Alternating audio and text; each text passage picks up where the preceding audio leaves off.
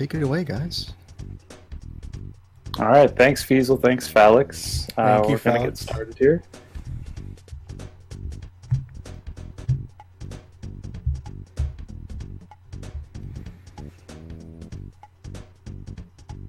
Okay, so I'm doing a little bit of setup, or rather, I've already done a little bit of setup for this, and James is going to talk a little bit more about it once I hit go. I will not be talking for roughly, if everything goes well, roughly the next 19 minutes. Yes, So, Daniel will be full focus mode here. Yeah, I'm going to be focusing very intently on trying to land this. If I land this, it saves 10 minutes. If I drop it, I can do a backup to do it the normal way, but then I lose 10 minutes. I'd really like to hit estimate, so I'm ready to go whenever, so I just need a countdown. I don't want a countdown. All right, I'll give you a countdown, man. Thanks, James. Appreciate it. All right, here we go, Daniel. 3, 2, 1, go.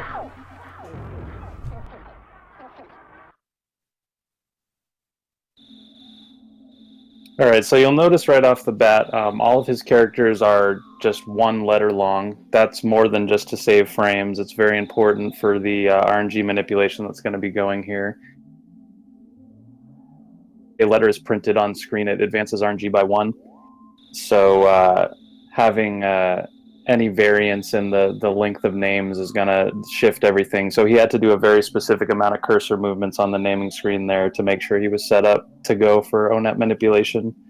But I should mention that this category is the any percent all photos category. It's a heavily glitched category of Earthbound. You may be familiar with the glitchless run, which is the most popular category for Earthbound speedruns, but the photo percent is a nice little kind of mix between any percent and glitchless, where there's a lot of glitches, a lot of RNG manipulation, but there's still a decent amount of storyline that has to be played through to activate some of the photos. And the photos, if you've ever played this game casually, you'll remember the photo man that drops down from the sky and takes your picture.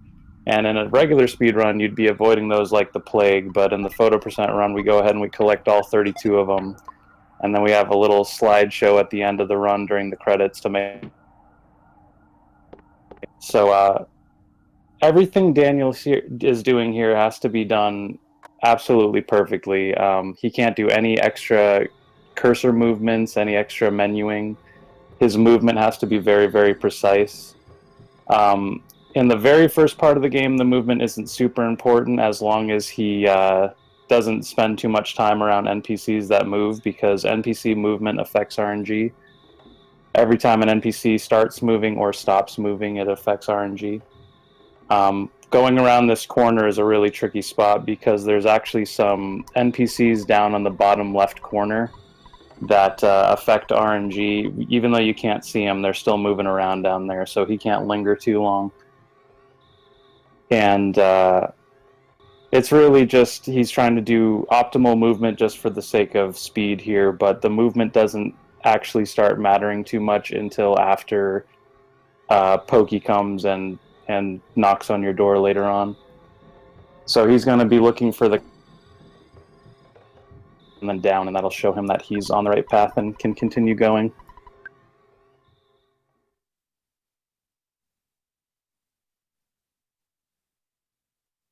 All right, so he's good to go. That's actually one of the more challenging spots because sometimes even if you do everything perfectly, that cop will just do its own thing.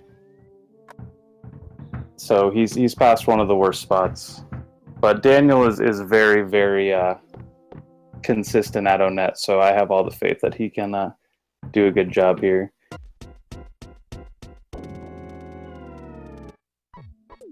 So this first part of the game, up to this point, there's no enemies, so it's impossible to die. It's just a formality. You have to play through it every run. But the RNG manipulation actually makes it a lot more interesting than it would be otherwise. And as soon as you talk to Mom here, the movement is going to be affecting RNG. So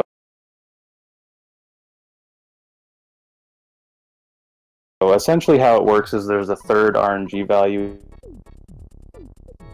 in 3. And RNG 3 is affected by 64 by 64 pixel squares.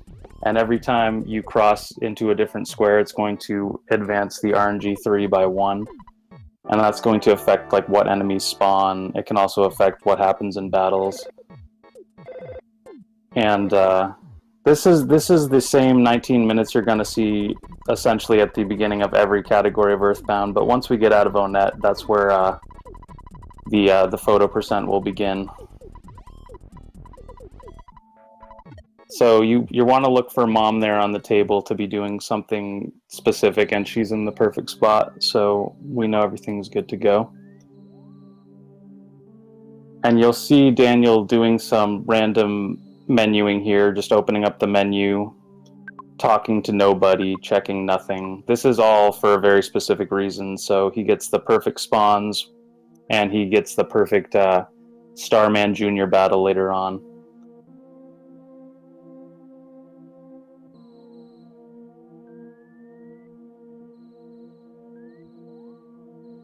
So far everything is going perfectly. Daniel's doing his typical Daniel execution. Very good time.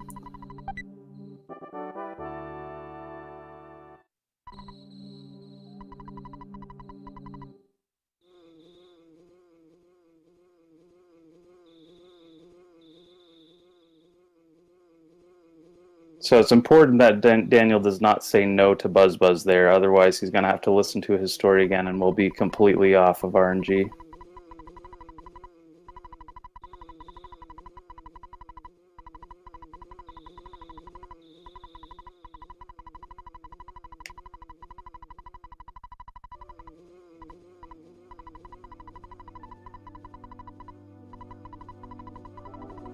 So unfortunately we have to listen to this every time.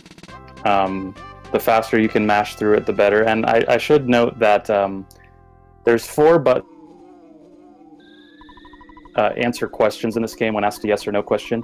A and L advance text in an affirmative way, and B and select advance it in a negative way. So if asked a yes or no question and you want to answer yes, you have to either press A or L. And if you want to say no, you have to either press B or select.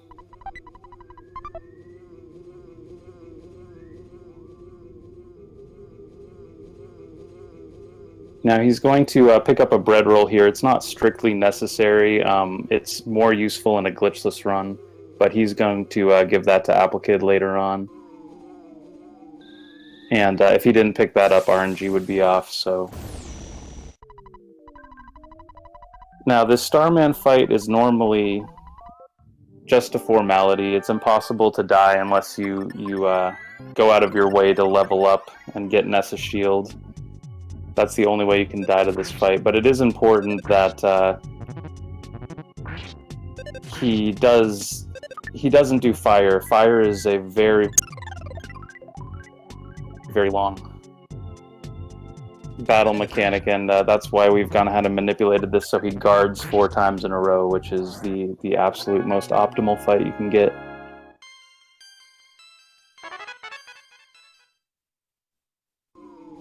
Alright, so Daniel's past, honestly, probably the worst part of the Onet manipulation now.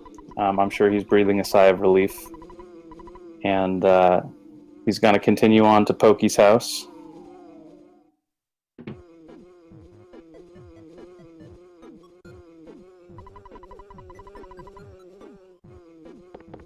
So another nice aspect of RNG manipulation, we don't have to wonder what these NPCs are going to do here. When you're not manipulating, sometimes they'll just get in your way and will not let you leave. So he knows that after they do their spiel, he can walk right down to the bottom of the screen and straight right and be clear. And it's important that the house, if he's off by just a little bit, he's going to be 1 RNG value short, and when he leaves the house, there will be problems.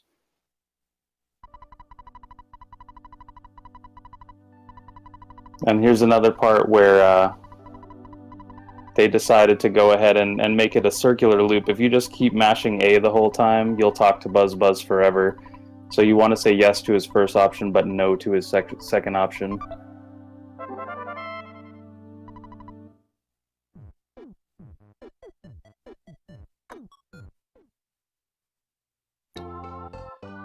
So the Soundstone collects all the melodies for the Sanctuary bosses. We're actually not going to be collecting all of them. We only collect 2, but we're going to use the Soundstone for other reasons. And it's important to note that when you leave the house here and it becomes daytime in Onett, that is actually the trigger for about half of the photos in the game. There is a photo right outside of Ness's house there, but we don't end the timing, so we actually have to go back and talk to Mom anyway. So it's more optimal to just go ahead and grab it very last. Also, it will require completely rerouting Onett just to get it, so I'm sure nobody wants to go through all of that trouble.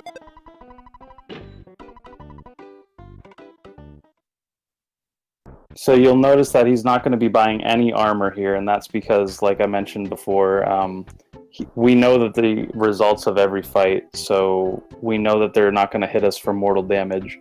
Therefore, we don't need any extra armor.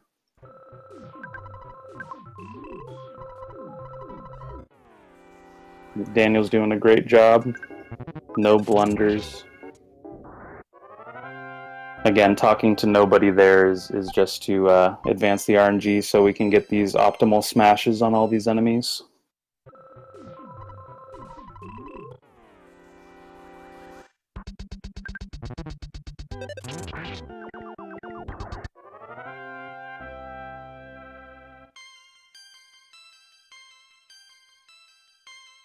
And normally in a non-manipulated run, the Frank fight is a big run killer, and it's pretty much out of your control.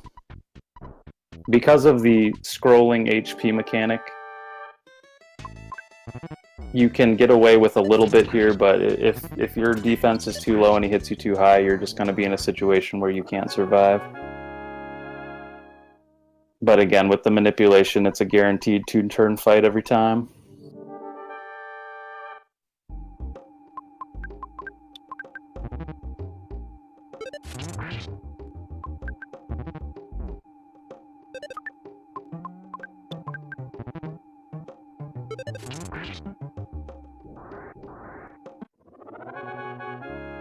You're able to equip the bat within battle, and that does the same thing as bashing. And that's a way to advance the RNG extra without doing too many extra inputs, so that's able to execute those smashes a little.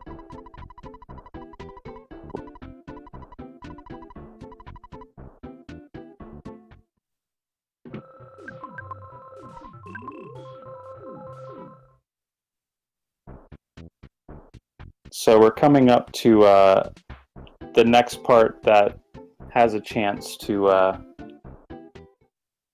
be a bit of an annoyance. Daniel's a pro at it. I don't think he's going to have any problems with it. But once we leave Town Hall here, there's some very precise movement, and you can get hung up on some sub-pixel stuff sometimes.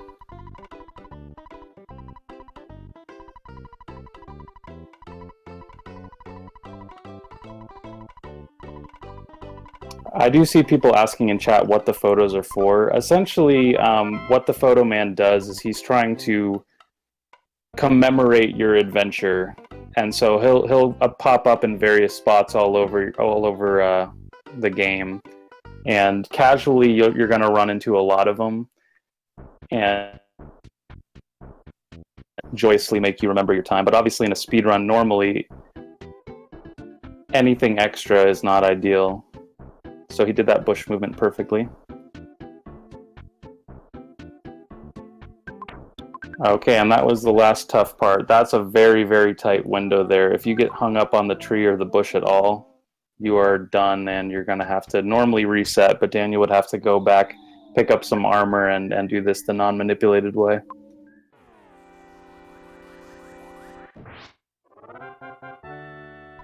The only problem with this route for any percent all photos, for people that aren't familiar with the category, is it takes quite a while to get that first photo. It's almost 30 minutes into the run before you're going to actually see the first photo, but after that, they'll be all over the place.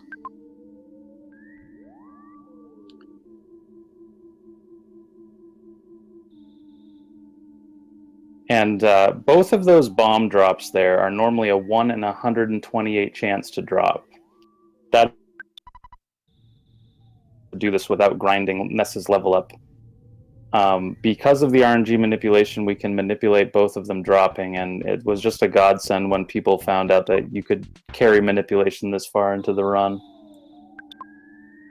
And that's the big bulk of the time save, is all in Giant Step, because normally in a non-manipulated run you have to fight 22 slugs to reach level 8, so you have Ness's special psychic ability.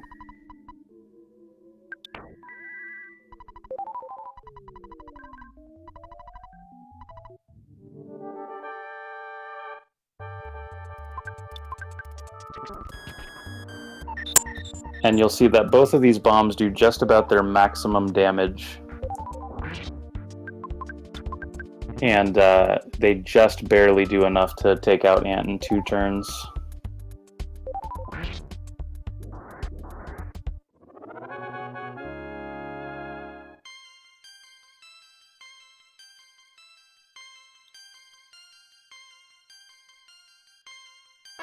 Alright, so Daniel is doing amazingly here. Most of us know that do this Onet manipulation quite a bit. Once you're past Giant Step, we all breathe a sigh of relief. It's very, very hard to mess it up from this point on. And even if he does mess it up here, it will waste minimal time compared to if he had messed it up on the way up. Because like I said, you save all that grinding on the slugs.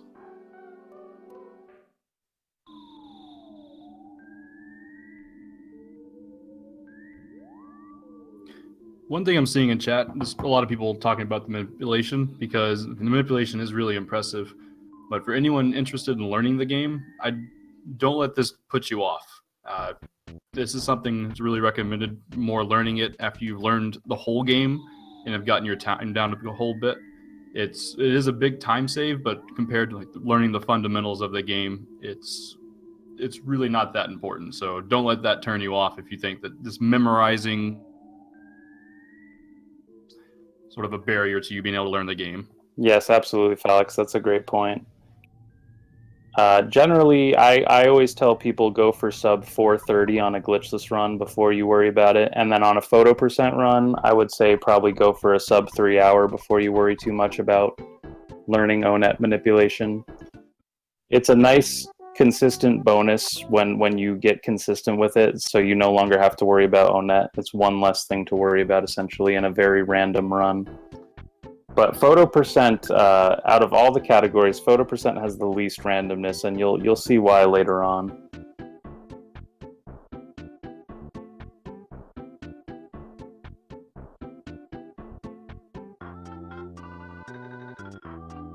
You can either go above the station here or below the station. It's slightly faster to go above the station, but you may see people doing the below the station route. It's just sort of a matter of preference. It's about 1 second difference, I'd say.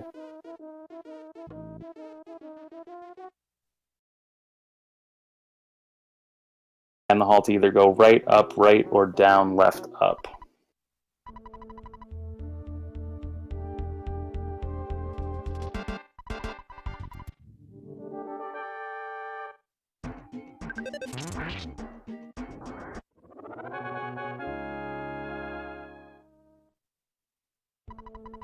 Alright, so Daniel did amazingly here and just nailed Onet manipulation, no problem.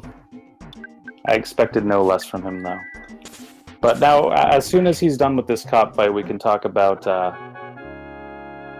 little bit more of the randomness of Earthbound, and there will be no more RNG manipulation for a good little chunk of time here.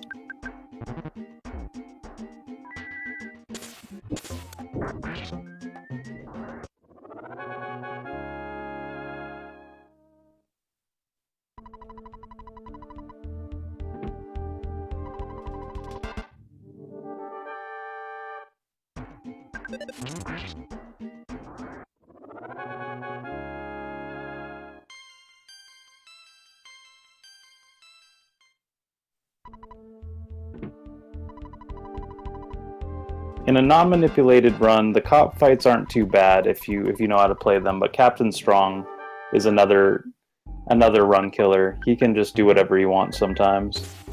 The current world record holder, Ultimo Ice, for the glitchless run, in races, he has died to Captain Strong, I think the last 5 or 6 races, something like that.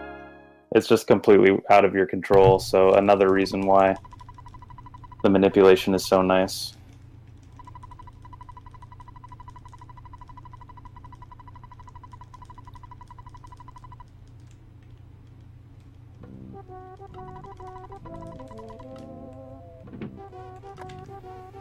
I did it. Great job, Daniel. I did it. That is no small feat. I mean, Oh if my we're goodness. getting reset real quick, but in a marathon in front of a lot of people, he deserves a big pat on the back for nailing that, and he did it very fast as well.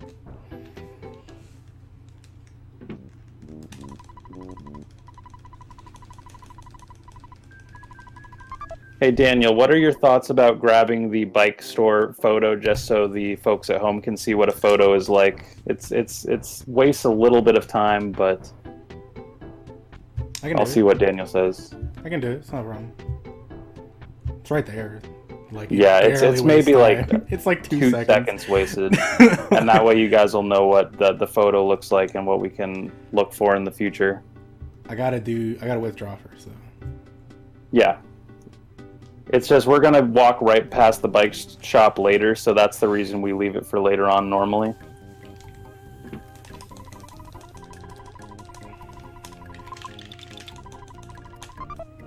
So he's going to come down here, he's going to grab some money. To get the pencil eraser from Apple Kid for a specific photo in Peaceful Rest Valley, but he's not going to pick up the pencil eraser just yet, but he is going to give Apple Kid the money.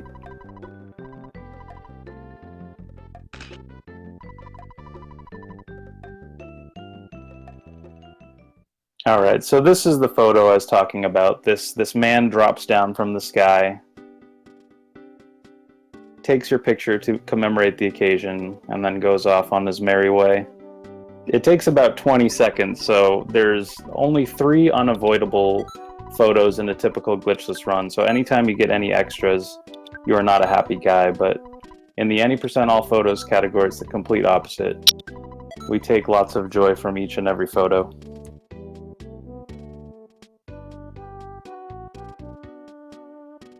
So he's buying skip sandwiches here to execute the first big game-breaking glitch. This saves quite a bit of time and skips a whole segment of the run you're normally supposed to. If he does a safety save here, I'm guessing for Daniel he's not going to, but we'll see. You can get very, very unlucky. There's a 5% chance I die, so you're definitely saving, dude. Okay, he is doing the safety save. I'm glad to hear it. I'm not worried about the cliff skips, I'm worried about death. Yes. There's a 5% chance when he gets to the next area that he'll just have an enemy spawned on top of him and will just die.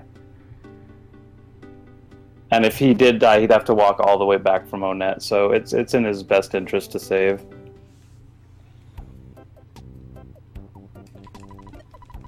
So essentially, there are boundaries in the game that you're not supposed to be able to get through, but because of sort of the layers of them, you can kind of wedge yourself in and get to areas of the game you're not supposed to be able to access.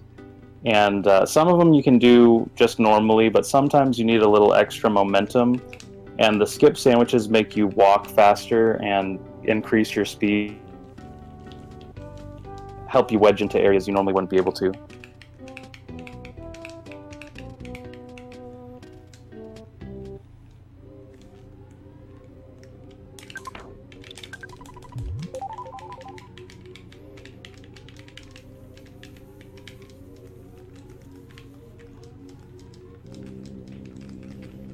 Alright, so we got the first 2, no problem. The third one is the one that you need the skip sandwich for.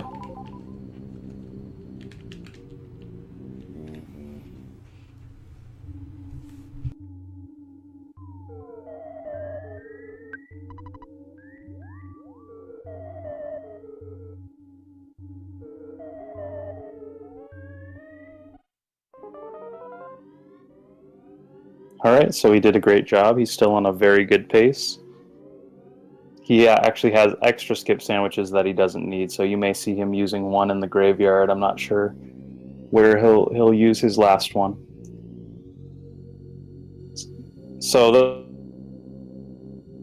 But they were thankfully spawned far enough away from him that he didn't have to worry about it. But they can be spawned farther to the right where you just cannot avoid them. And Ness is very underleveled, has no hit points, so it's pretty much guaranteed death.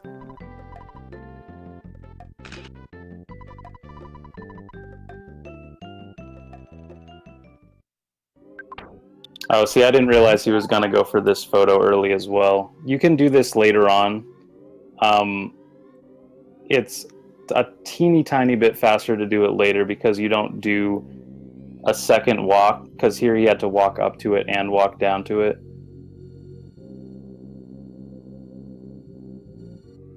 But this way we got 2 of the photos out of the way early.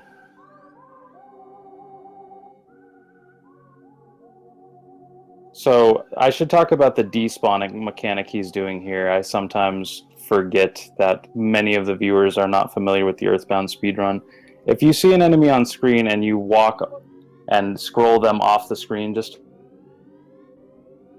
the most common mechanic we use in a glitchless run, you're going to see it a little bit less in photo percent. And he's getting pretty terrible graveyard luck here. But all these enemies are really, really scary. So he's going to take it as safe as possible, not get too crazy with it. It's pretty normal graveyard for me, to be quite honest. I always like that, dude. They're all insane. Yeah. The game doesn't like you playing it that fast, Daniel. That's why it gives you those graveyard spawns. Sorry, Earthbound.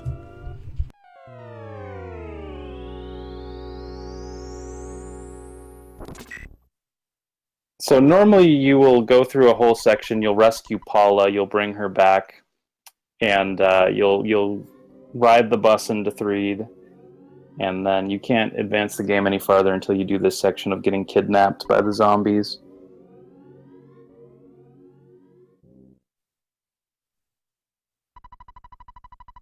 But because we skipped the whole section, you'll see that Paula is there, and then she disappears for a minute. But trust me, she's in the party, so that saves you from doing the whole section where you have to rescue her, go through Peaceful Rest Valley, go through Happy Happy Village. It saves quite a large portion of the run.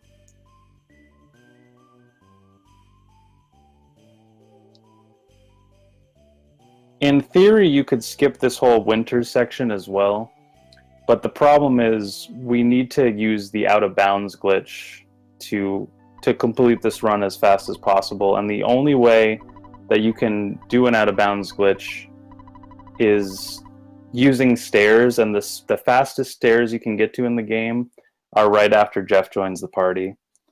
So that's the reason he still has to do this whole section. It is quite an annoying section for any speedrunner, but it's a necessary evil.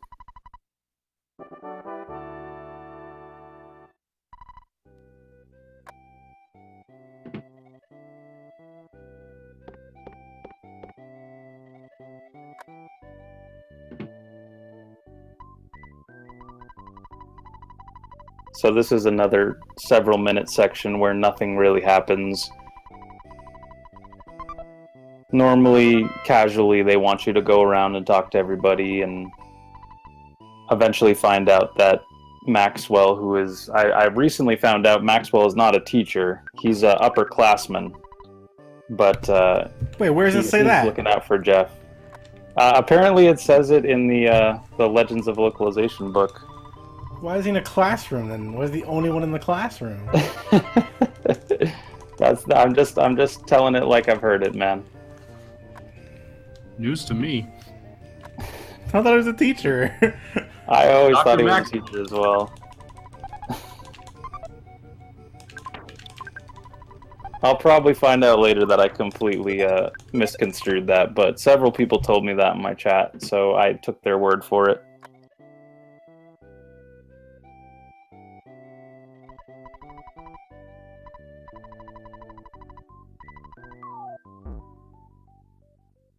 So if you don't pick up any of those items from the locker room, Tony will actually not let you leave So that not only do we need them later on, but you actually cannot progress in the game if you don't get at least one item from the locker room there. And we're about to meet our favorite character in all of Earthbound, the Bubble Monkey. Now, casually, Bubble Monkey is great. We love him. He's cute. It's adorable. He has an adorable little walking pattern. He stops and, you know, looks at the flowers, kind of does his own thing. But when you're doing a speed run and you're trying to get away from very dangerous enemies, we have to rely on Bubble Monkey to stick right behind Jeff.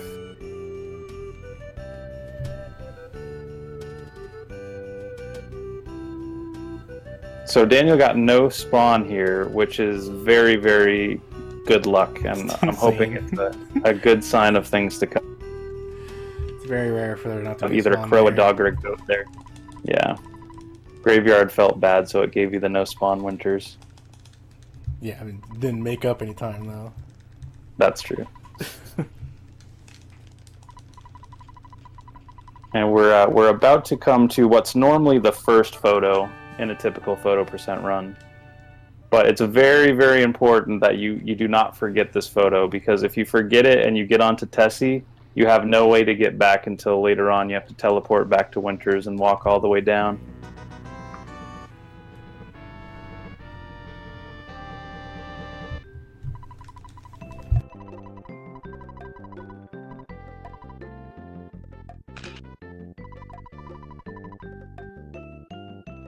And also, I should say that that photo is only there after you spend the night in the tent, and you get sort of the change in weather. Yes, if you miss this photo, you have to teleport back here later, and then stay in the tent again, and then get the photo.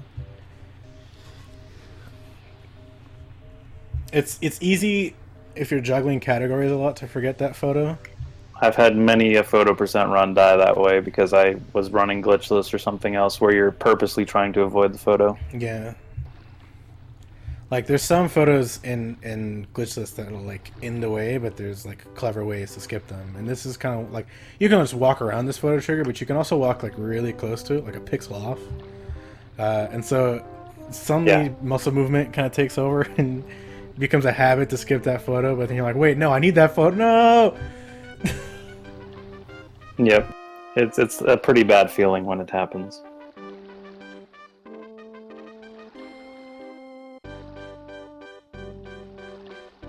And this Tessie is lovingly referred to as MS Paint Beast in the Earthbound community. If you just take a look at the way the sprite is drawn, you can see why.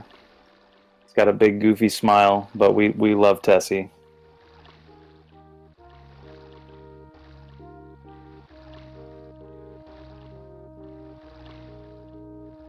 So once he gets off Tessie here, you're going to see him do a kind of a strange walking pattern that might not make a lot of sense, but there's 100% goat that spawns down there if you just walk straight down, but you can actually avoid the spawn tile completely and make it so you never have an enemy here.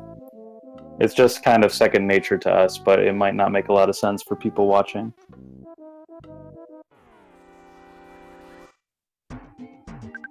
So we're coming up to the affectionately named hardest enemy in Earthbound.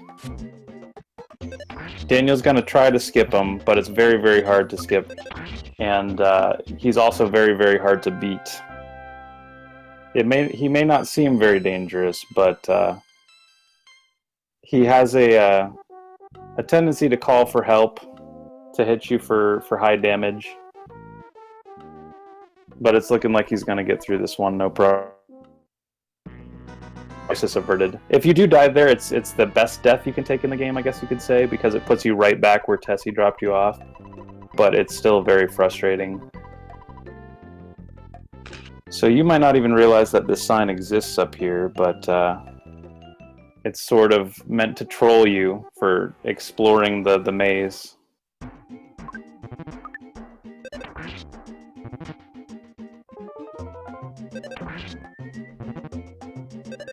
So Duck has a lot less chance to actually do any damage to you, and it's much less unlikely, or much less likely that you will die to the duck. Sometimes you'll get a really aggressive duck, but he has, I think, 4 to 6 moves, and only one of them is actually an attack.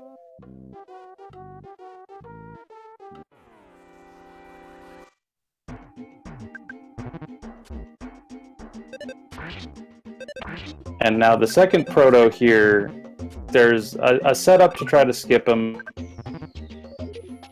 50. We'll see if Daniel gets it. Yeah, you just have to rely on Bubble Monkey to stick behind you. And unfortunately, he was just not cooperating there. Daniel did it perfectly, but there's really nothing you can do. That's the easiest skip you can get in Brick Road. It is possible to skip the duck as well. Oh, Daniel's getting kind of bad luck here.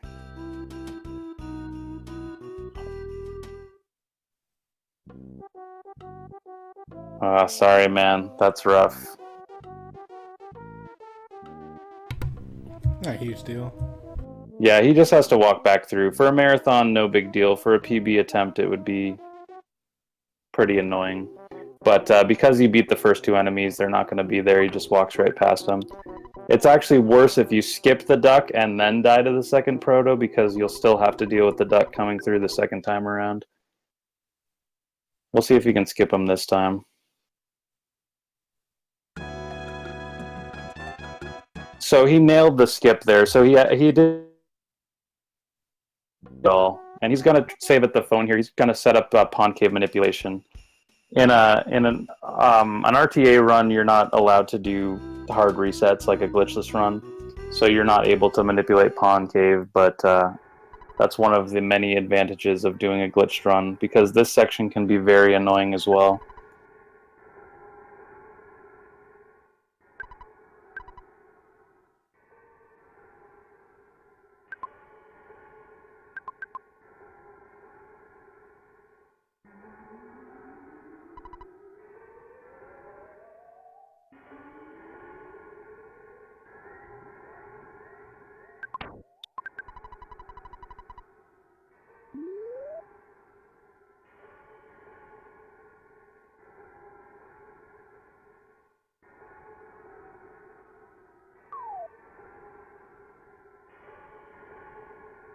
Alright, so it looks like he got through no problem. Still great execution.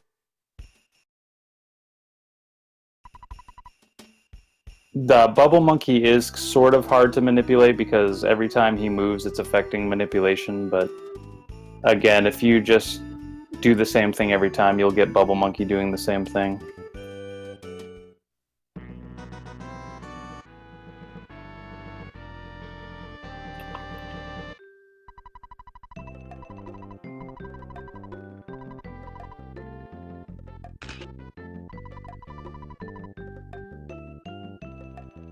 So this is another photo that's important not to skip, because it would be a huge waste of time if you forgot this photo.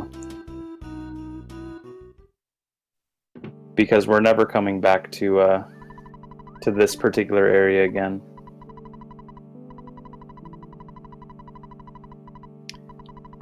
So in the lab here, he's going to talk to Dr. Andonuts, who is Jeff's father. It's actually kind of heartbreaking and find out that for 10 years he's been living just down the road, but has never come to visit his son at school. And he has to do this text first before he does the save on the phone here. But this is the big game-breaking glitch he's setting up here. He's setting up a manipulation for after the Skyrunner crashes, where he'll take a fight in the graveyard and he'll get a status ailment that will pop up with a text notification when he climbs onto stairs.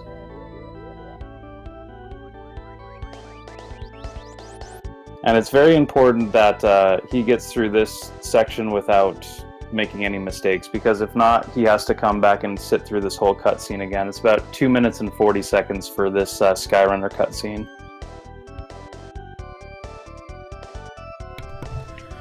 It's a long cutscene, but it does have the added advantage that you get to like go get a drink or take a bathroom break. A lot of input breaks in a typical run, but for photo percent, this is one of the only ones. It's only this one and the Runaway 5 show So quite a few less than a typical glitchless run would have. Now you can kind of watch the NPCs in the desert and stuff to tell you that you're on track, but the real thing is in Threed. Daniel's gonna have to look for the Maxwell looking guy in the bottom right corner, because he can do two different things, both of which are fine, but he has to adjust his manipulation accordingly. I almost always get the same movement, but there's just an occasional, like, really outlier chance that he does a specific movement, and I have to, like, make up for that by doing an extra input. But he almost always, like, he'll be on the second go around, and he'll be just like... Yeah, the first go around he always does the same thing, but the second time he can either go right, or he can go down. Correct. If he goes down, I have to do an extra input, but he almost always goes right.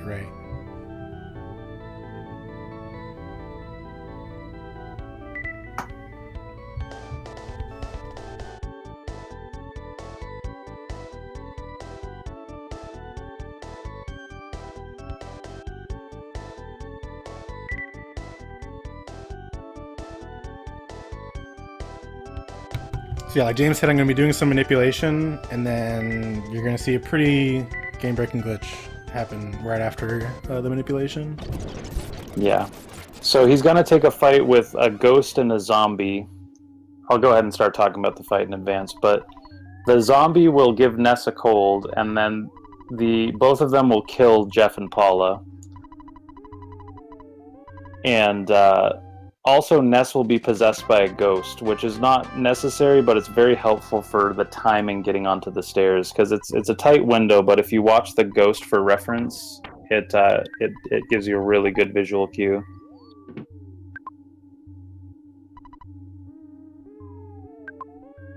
It is that if you are sort of getting onto the stairs right when a text box pops up, so either an alert telling you that you're low on HP or a message from the pizza place saying that they can't find you.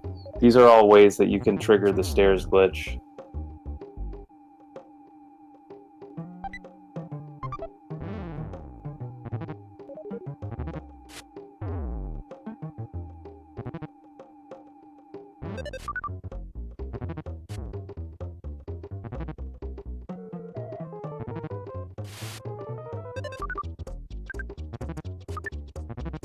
The secret herb is not really necessary for photo percent. This is the original any percent manipulation, because we do need the secret herb for any percent.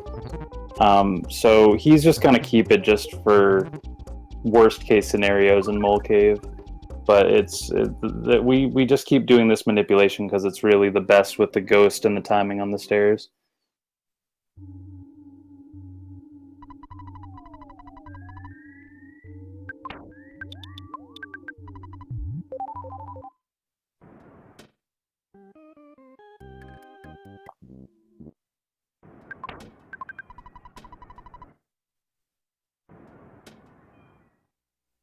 All right, so he got it no problem.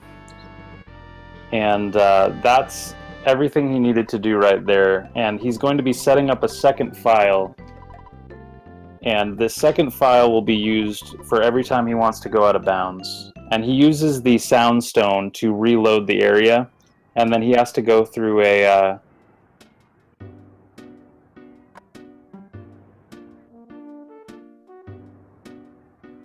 So yeah, every time he needs to get back in bounds, he'll use the sound stone, and that'll load the area, and then he'll go through a door.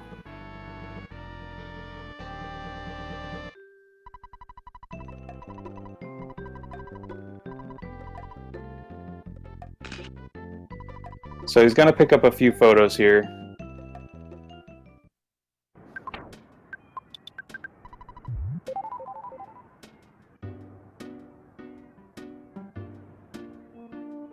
And he's going to make his way over to the museum because that's the...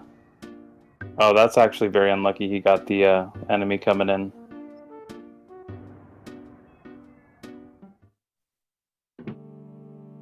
But yeah, the museum is the best place you can set up your second save file because you can get it so he's one health tick away from dying, And then he can walk down to the stairs and just immediately die every time.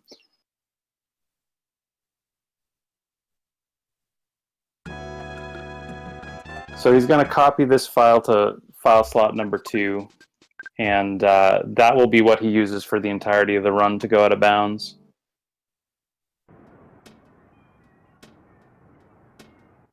And because Earthbound, like many games of the time, is set up in one big connecting map, go all over the place to areas that would normally take forever to get to, but you can save on a certain phone that you know is close by on the big overall map, and it can be very optimal.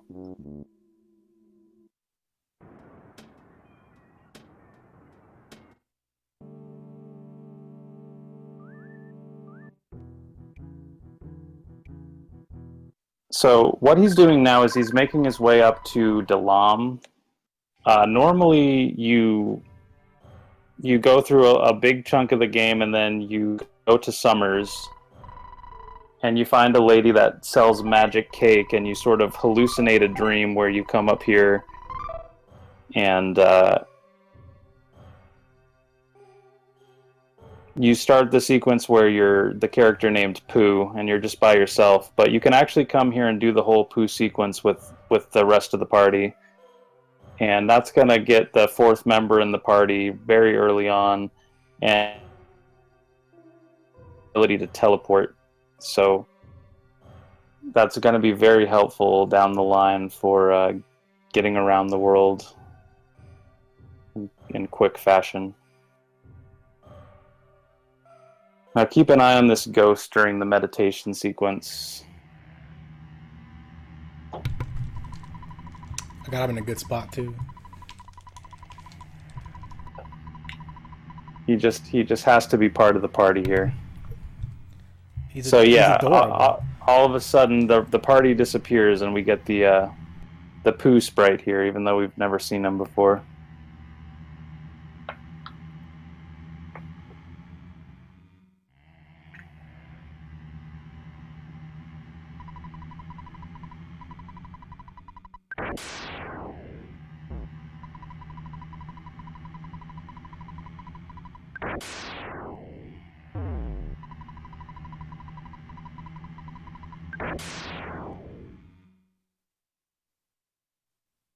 You just have to make sure you say yes to every option. If you say no, it's actually a very big waste of time because you have to go all the way back up and talk to the master again and then walk all the way back down.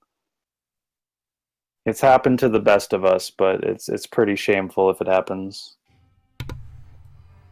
Hasn't happened to me yet. I didn't say all of the best of us. I've just said it's happened to the best of us.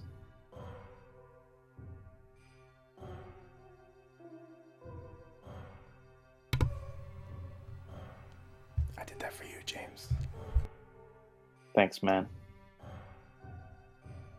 Yeah, the above the sign movement is the most optimal movement there because we've recently found out that cardinal movement, meaning north, south, east, west, is faster by a few frames than walking diagonally.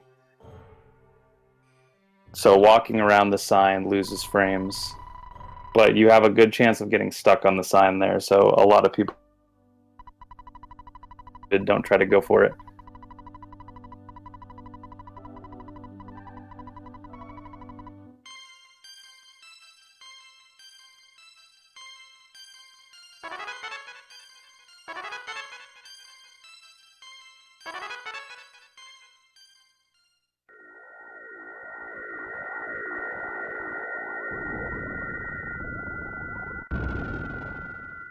So here we are about under 50 minutes into the run, and we have all 4 party members, and that's very important.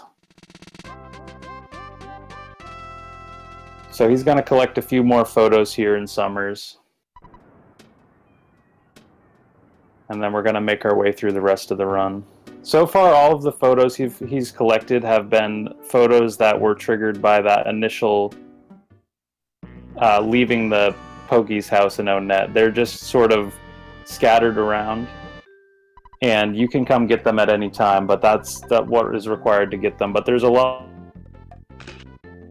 triggers that need to be done, and the next one he's going to get is actually the first one that would not normally be there when you first come to Summers. It only appears after Pooh joins your party.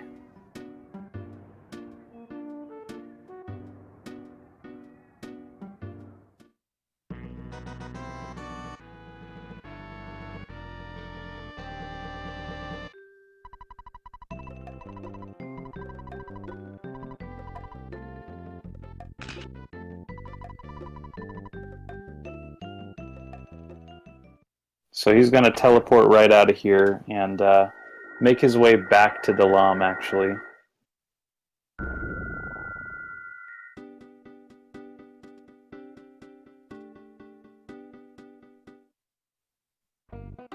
And here's where he would have gotten the bike shop photo if I hadn't forced him to get it earlier.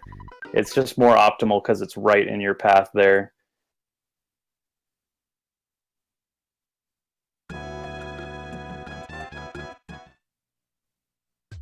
And so here he'll be opening up the second file again and dying on the stairs. And you'll see this, oh, I don't know the exact number of times, but it's a lot.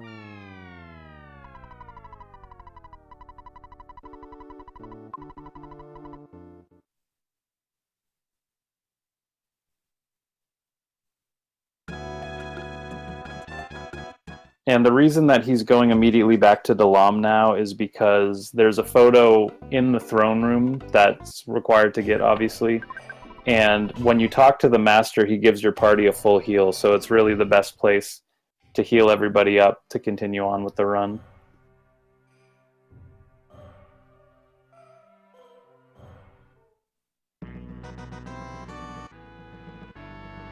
Now, he may get a text box here warning him about his health. I find it really varies whether you get it or not, but I'm guessing Daniel won't, because if you walk really optimally, but his health is right at that level that it has a chance to warn you right before you get the full heal.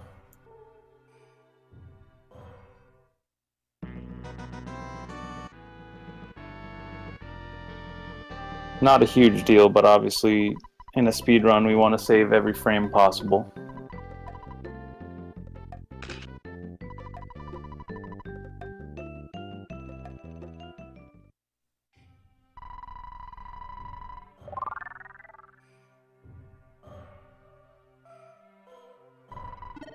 So you might notice that guy in the corner there. It's actually a telephone. The poor guy, his life is no more than standing with a phone on top of his head, waiting for people to use it. But for the sake of the run, it's very convenient to have a phone there.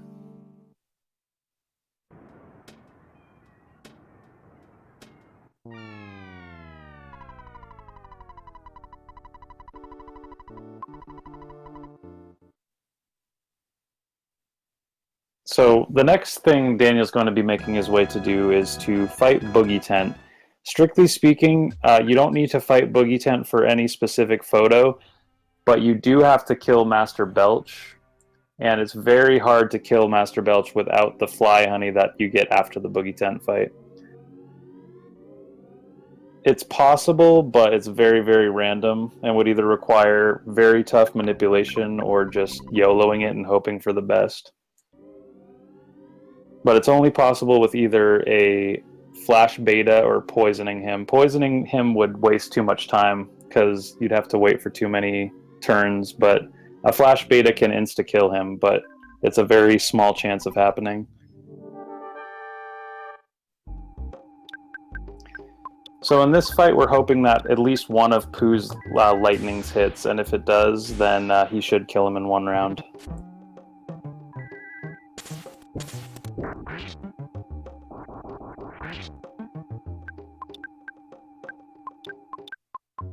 Wow, aggressive tent here. And Jeff did low damage, so this could be bad. Alright, the thunder should make it so he'll get through this fight. Okay, that was kind of rough, to be honest. One of the nice random parts of Earthbound there is the boogie tent fight.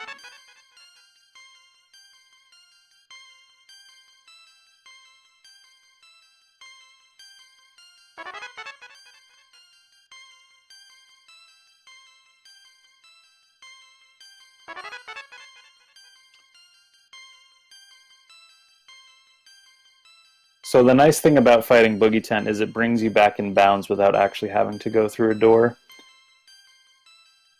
Also, we're going to be doing a glitch later on that turns spawns off, and fighting Boogie Tent is one thing that would turn spawn. It has to be done very early on in the run. Because honestly, it would be better to do it later when people are leveled up, but it would make it for to waste more time.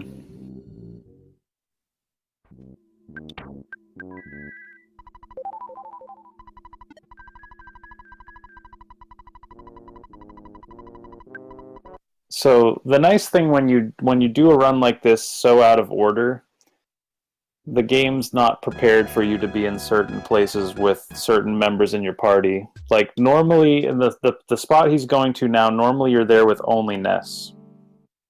But if you skip it and come back later and have teleport, you can teleport away from this specific event. And we can use that to our advantage because they decide to turn spawns off before the event starts. And the spawns just stay off until you do something to turn them back on.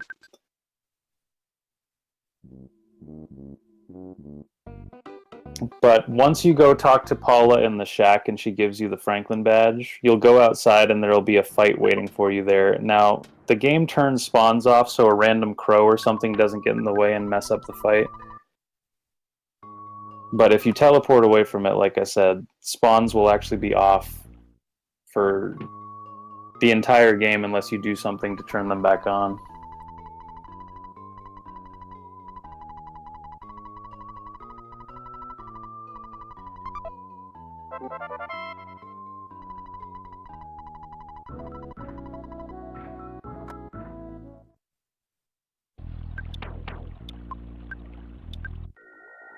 Now, if you walk a single step out of here, you have a chance of triggering this fight, so you do have to be careful.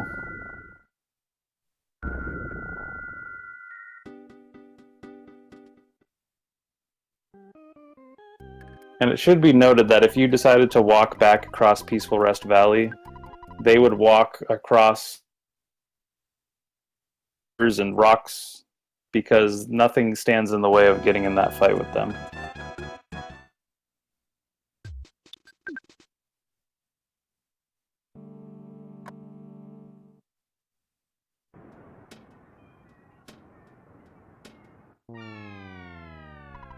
So now he's going to go fight Master Belch, and he gives the fly honey to Pooh because Pooh is guaranteed to outspeed everybody at this point in the game. He's just too high of a level in comparison to everybody else. And if everything goes perfectly, he should kill Belch in 2 rounds. I don't have enough psychic points on this. Oh, that's right, because he had to use an extra rockin' for Boogie Tent, so... I just put it. I'm moving the fly honey anyway because I need to set up his inventory like that for later. It's still really tight either way, and I swear it's happened for me once or twice. Even though it'll happen every time. But you have to have the highest damage roll for everybody's attacks. And it's also a little unlucky there that he poisoned Jeff instead of going for the teddy bear. It means that Pooh is going to have to use a healing bait after this fight.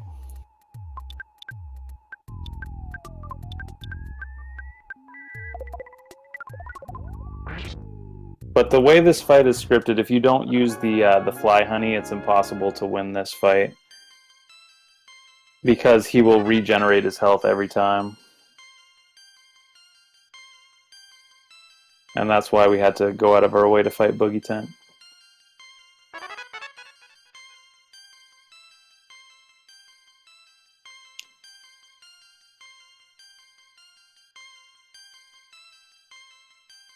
So Pooh's a little low on psychic points here. I don't know if Daniel's either going to stay in the hotel in Saturn Valley or maybe use the bottle of water. I think all he needs is 10, but if any of the teleports get messed up, it'll be a problem.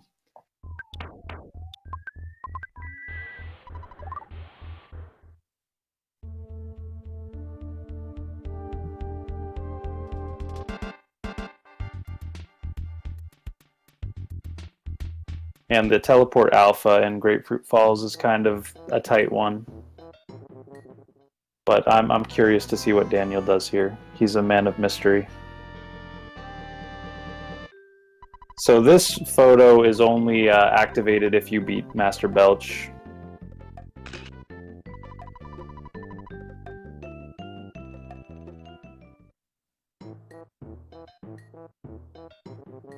Normally you wouldn't be able to get up there, though, without beating him.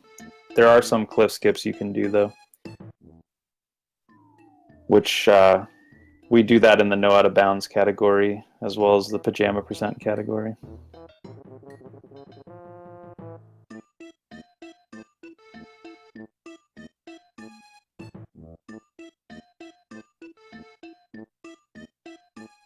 So here he's going to walk back into Saturn Valley, and the only reason he has to do that is because that sets it as a teleport location.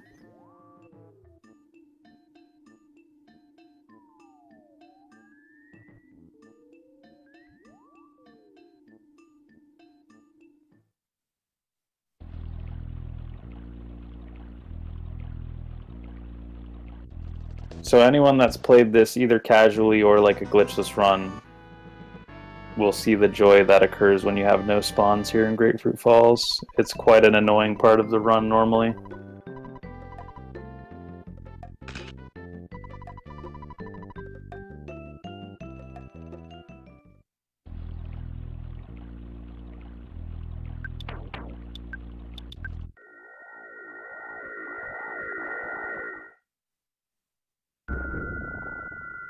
Alright, looks like he's going for it.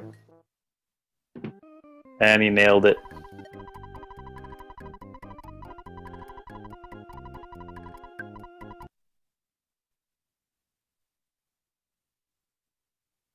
Good job, Daniel.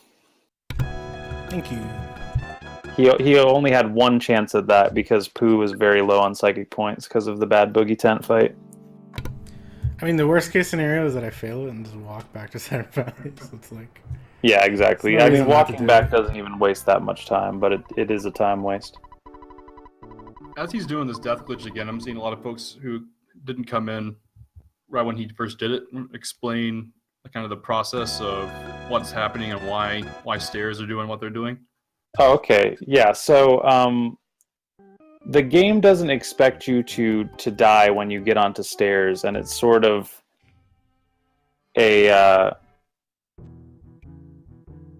a transition between two areas of the map. But the game freaks out, and if you load up another save file, you'll just be out of bounds. That's really the best way I have to describe it, but you have to do it with a status ailment like a cold or poison or something, so you'll die when you get onto the stairs. And when he is in this out of bounds state, enemies can't get to him. Most things he can just walk right through, but he can collect photos while out of bounds like he's doing here, which is very helpful for this category.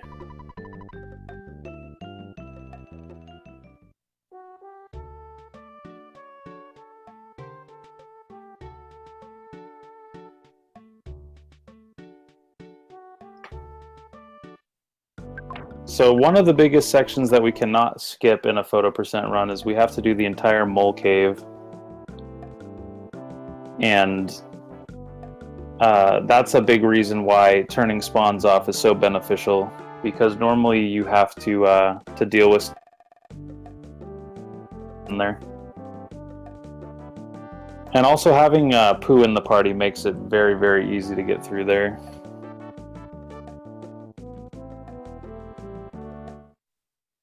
So this is a required part of the storyline. You have to come talk to this club manager to tell you about the Runaway Five, who we still have never met yet because we skipped the whole Runaway Five section in Tucson.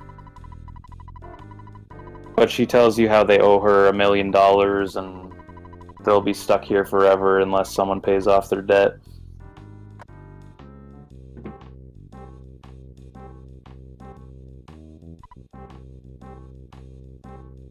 And that's required to open up the mole cave, but we can actually do it out of order because normally you would walk through the desert from the west and you would talk to the miner.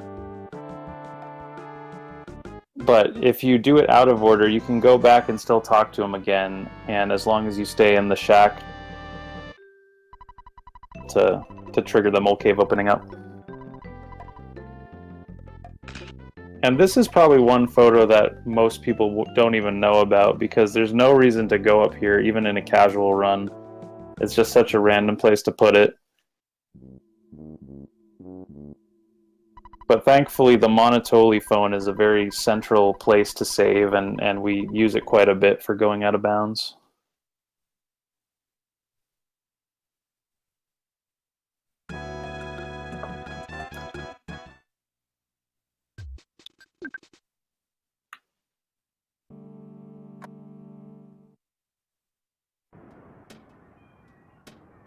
Yeah, I'm sorry if I can't describe the mechanics of the stairs glitch better.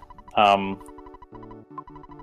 I know is that you just go, you die on the stairs, and you load another file, and you're out of bounds. It's very simple to pull off. Anyone could do it. It's just a matter of having a file where everybody's dead except for one of the kids, and that particular with a status ailment.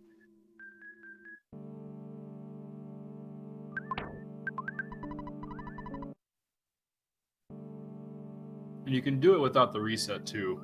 He's mainly doing them resets now, but if you weren't here for the first one, if you get a dialogue pop up from either the kid almost dying or from like a pizza coming, it has to come in right as you enter the staircase. Like initially, from what I understand, the game it's taking control of the character and moving it on its own.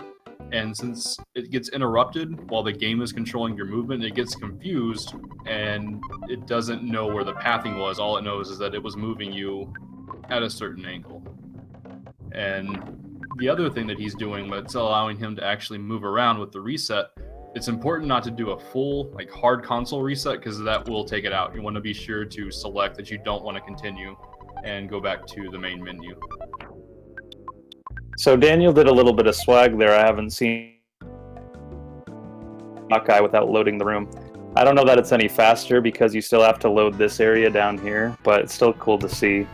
It's just swag. But it's required to pick up that Hawkeye because there's a photo in Deep Darkness, and you can only activate that photo if you have used the Hawkeye. The diamond band that he picked up is not necessary for any photos, but it sells for $5,000. So it's very important in a run like this where you're not doing any grinding at all.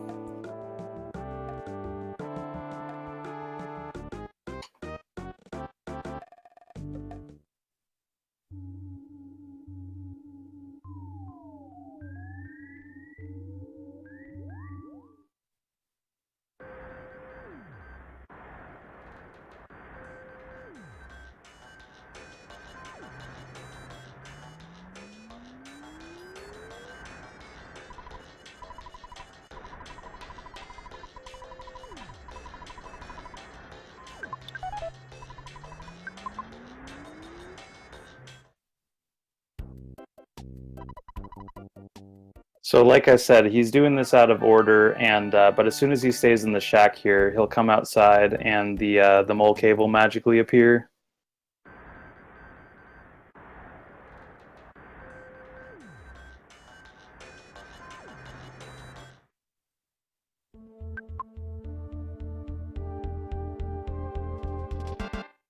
Now there's no spawns in the mole cave, but he does have to fight all 5 moles, and that's to activate a photo that's going to be outside. But like I said, they'll all die to 2 freeze betas, so with Pooh and Paul in the party, they're all pretty much pushovers. The longer he can make the teddy bear last, the better as well, because it means less life ups.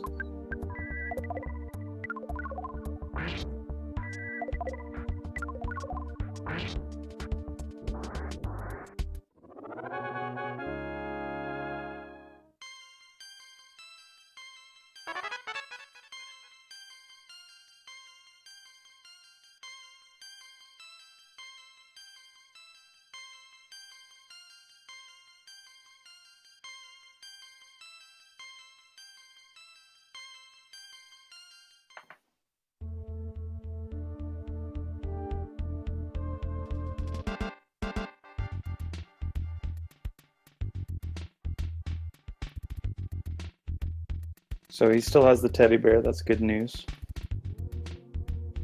Any solidify on the moles is good. Anytime a mole goes for the teddy bear but it doesn't die is good. Anytime the mole does a shield or a life up, that's good.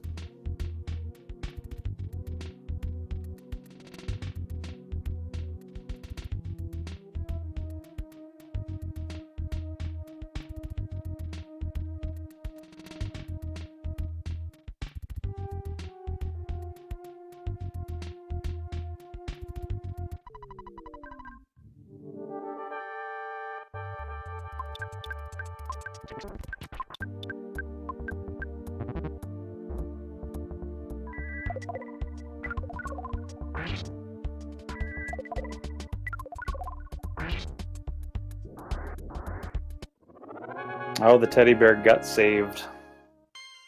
So it's going to last another fight. So that's perfect. Everything's going great so far.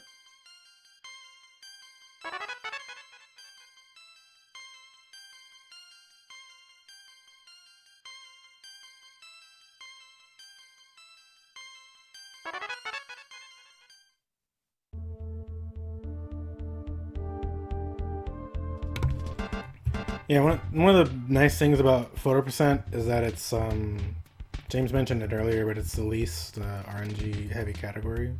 Yeah, it's actually a very, very marathon safe category. Yeah, thankfully this place would normally be really obnoxious, but since spawns are turned off, we can just destroy it real quick.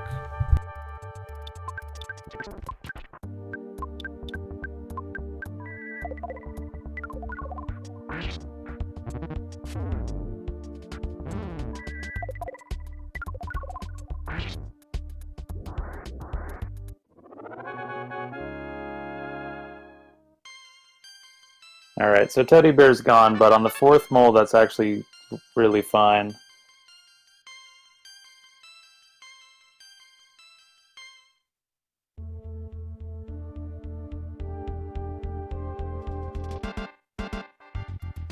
And this is all very, very minimal stuff, because you're not going to die to any of these moles, but it's just seconds here and there, but it's always nice to have an optimal mole cave.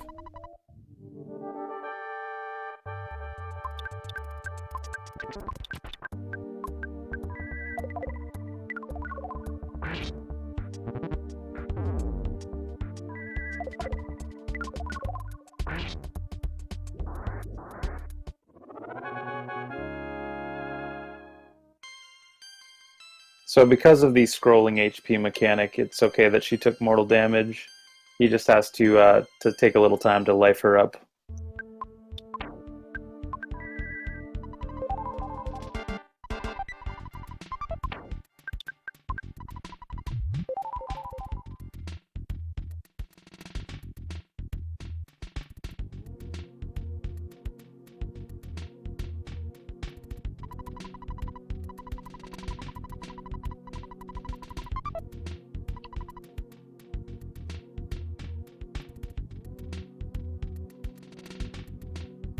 So the exit mouse is a nice little aspect of this game. Oh, I realized I completely forgot to mention the exit mouse glitch that Daniel did earlier. It's going to happen again. I'll try to catch it the next time around.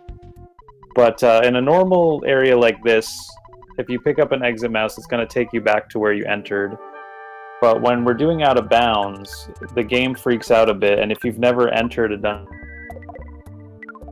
proper entrance, it'll take you back to the last place that you did enter, and that's why he went back to the bridge when he used the exit mouse from the pyramid. And we use that to our advantage a couple times in photo percent. It's pretty nice.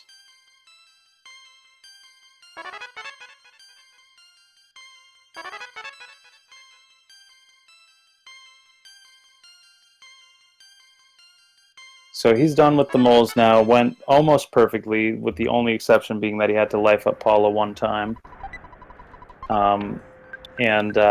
So that's one of the biggest parts you have to do as far as fights go, just to activate a single photo. He picks up the platinum band for more money. So here he's doing a little bit of inventory management to set him up for down the line.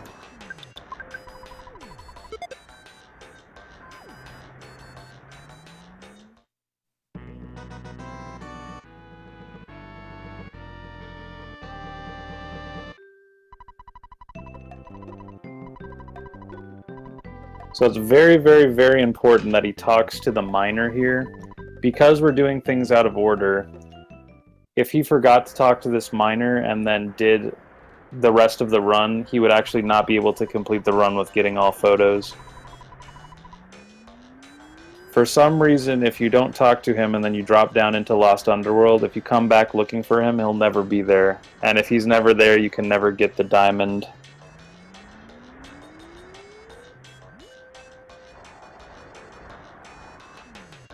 So it's fine if any of the kids get sunstroke here. We'll just leave it on them, because we're doing a few desert sections here, which will end with a full heal. And none of them will tick down enough to be any kind of a problem. This might be another one, as a casual player, you may have missed. It's pretty far up into the desert here, and the desert's already kind of a scary place. But there's a black sesame on the other side of the desert, and apparently they're long-lost lovers.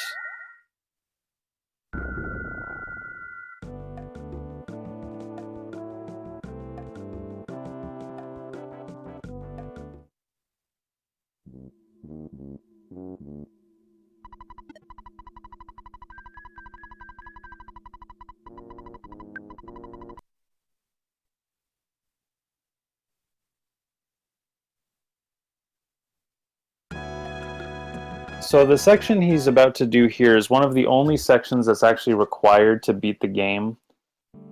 For some reason, if you never do this event trigger of falling down the hole into the Lost Underworld, you won't be able to get the people in Saturn Valley, the Dr. Andonuts and Apple Kid, and you won't be able to go through the Phase Disorder to Cave of the Past. Well, falling down the hole is what puts them in Saturn Valley. Yeah.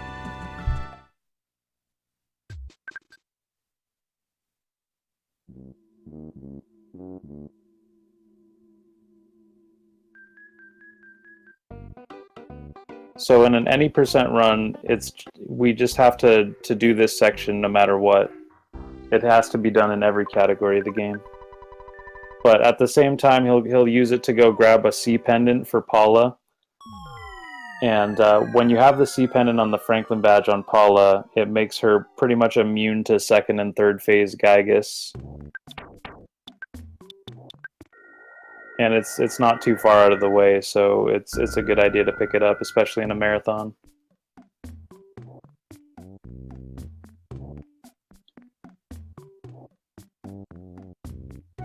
So Teleport Alpha saves approximately 5-6 seconds over Teleport Beta, but it saves even more in Lost Underworld just because of how the teleport mechanics work.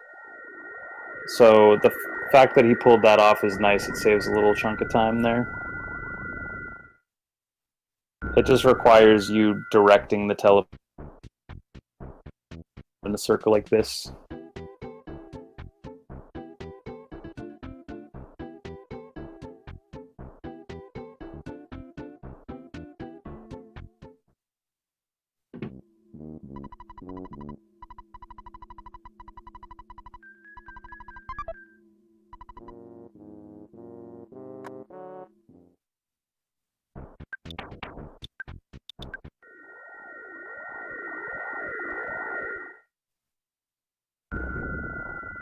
So he's grabbing this exit mouse for later on because you actually need it when you enter a certain sanctuary from the wrong entrance, you'll soft lock the game if you don't have it.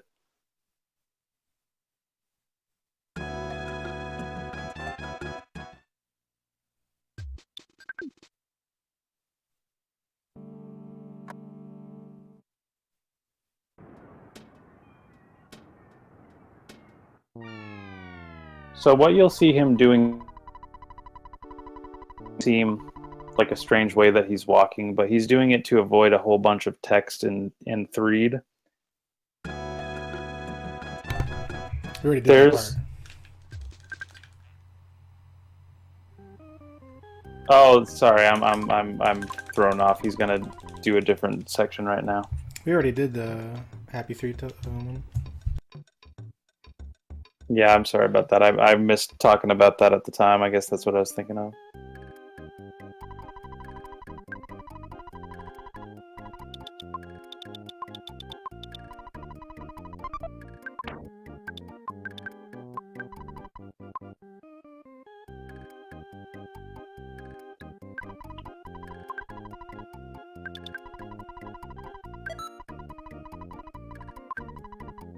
So right now he's doing some shopping here. He's loading up on super bombs.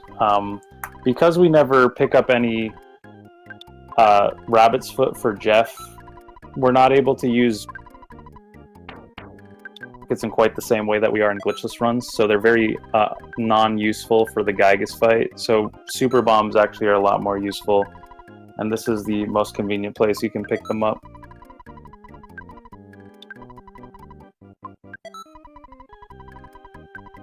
So he'll be carrying these bombs all the way to the end of the game, with the exception of maybe one or two that he'll use for the Starman Deluxe fight or the Ness's Nightmare fight.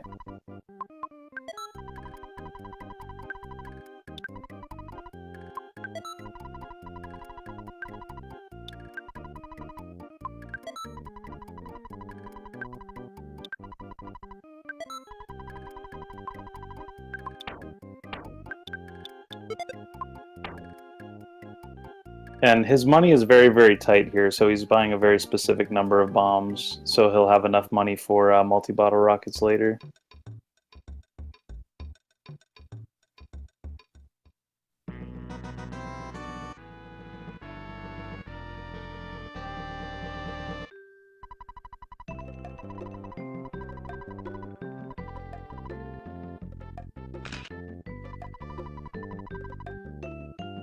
He is still going to pick up a Crystal Charm here, which increases Jeff's speed by 15. And that will help quite a bit for the Plague Rat fight and also the Starman Deluxe fight. Because without him, he's not going to do much damage at all with his multi-bottle rockets.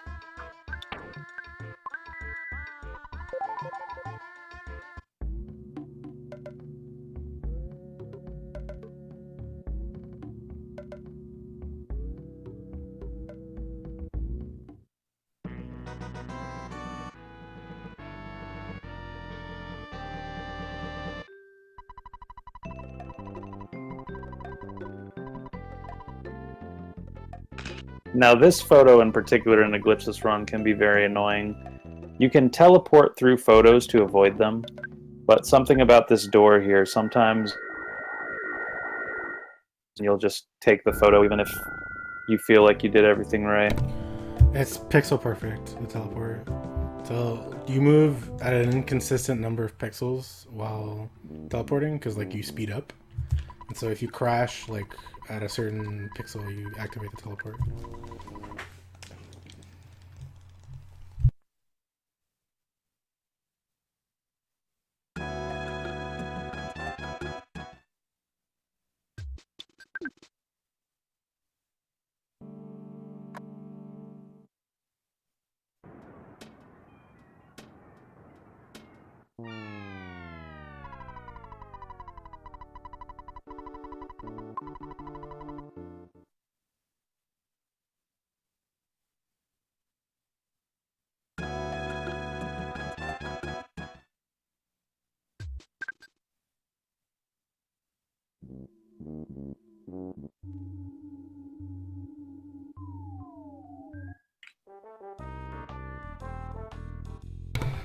Gonna have a bit of a walk coming up. Yeah, he's going to Dungeon Man now, which is quite a tough part of a glitchless run, but it's just another reason why having no spawns here is so wonderful. It's required to go up to the top of Dungeon Man and talk to the face, and it's required to do that to get one of the photos outside of Dungeon Man in Southern Scaraba.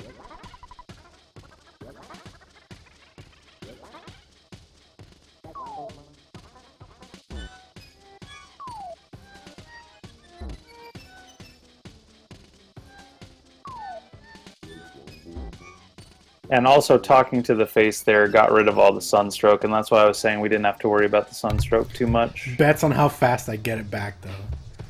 Oh, it'll be instant, I'm sure. This run is riddled with sunstroke, dude. Yeah. It's actually one of the trolly... Because sometimes you'll just get no sunstroke at all, and sometimes everybody will get it. And after this point, it makes more of a difference if you have it.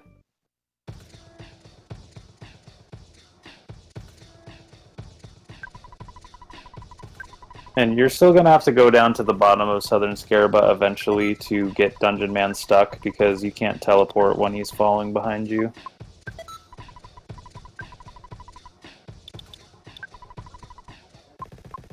Yep, Jeff got it right away, just like Daniel said. Now, he can leave it on Jeff, but if text pops up during the Plague Rat fight, it ends up wasting more time than just healing him will take.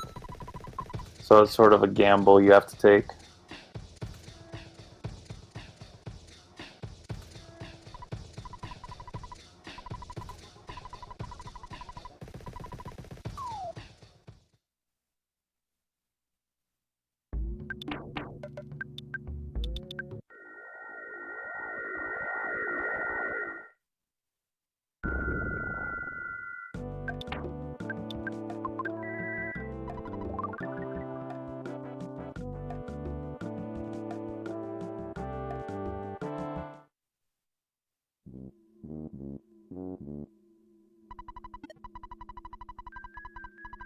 So he's about to go out of bounds again and fight Plague Rat. That's the only Sanctuary boss other than Titanic Ant that we're actually going to fight in this run.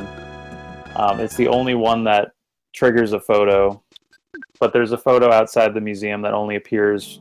It doesn't have to do with actually beating Plague Rat, but it has to do with getting the melody outside at Magnet Hill.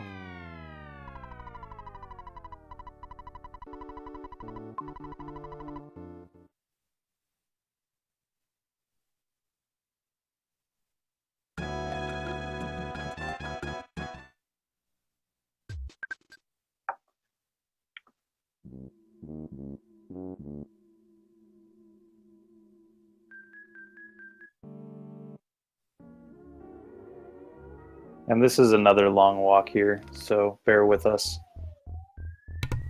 You get to listen to a lot of music changes and try and guess where we are. Yeah, I guess I never even mentioned that he uses music cues to tell him where he is on the map. But thankfully we can access this fight from the exit rather than from the entrance, because it's a long walk through the sewers even if there's no enemies in there. And this is why he had to get the exit mouse earlier. If he forgot it, he would try to walk out the front of sewers and he would actually get stuck because he never did the series of events that you normally have to do to open up the sewers.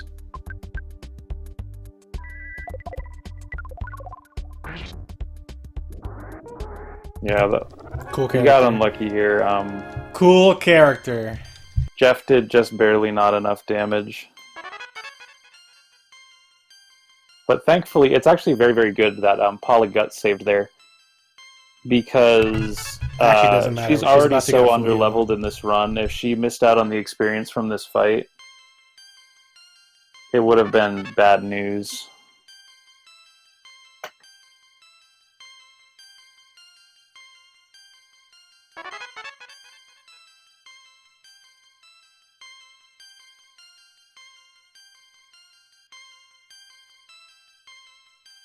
I want to say that if she was dead for this fight, that she wouldn't get Shield Sigma for the Gygas fight. I might be wrong about that. It's close either way, but that's the reason that it could be a problem.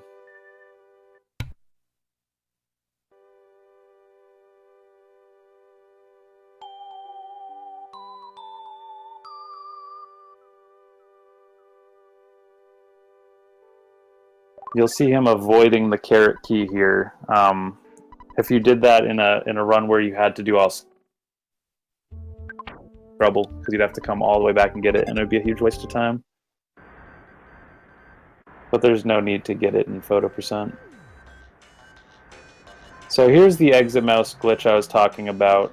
Because we didn't enter that sanctuary from the correct place, it takes us back to the last place where we did enter from what they consider a correct entrance.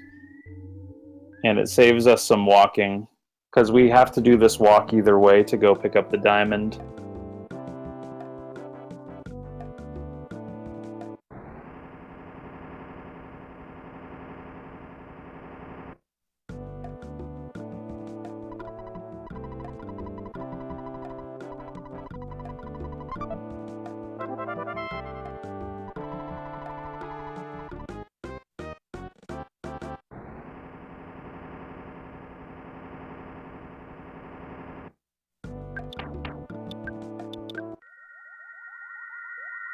The reason that we need to pick up the diamond at all is because you need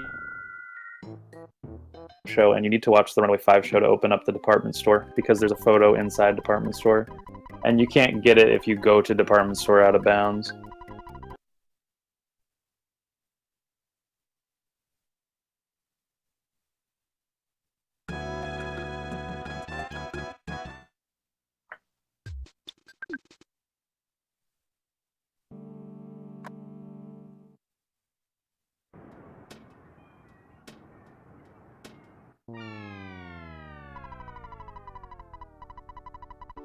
Now, what he's going to try to do in this next part is he's going to try to get as close to the photo without actually loading the area for reference, and that's because it's a swampy area where you move slowly whenever you go through the swamp.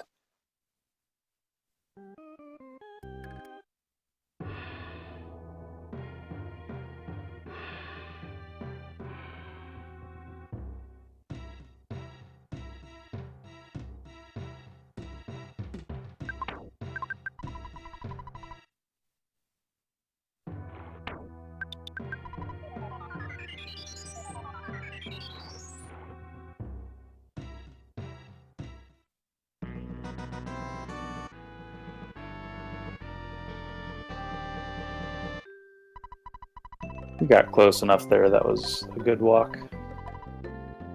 And again, you need to use the Hawkeye or this photo will not be here. You can walk over to it and nothing will be there.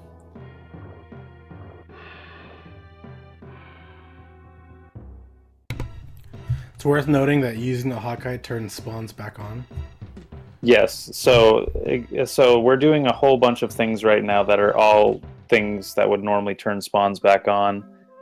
And we're going to do them in succession so we can turn spawns back off and not worry about turning them on again.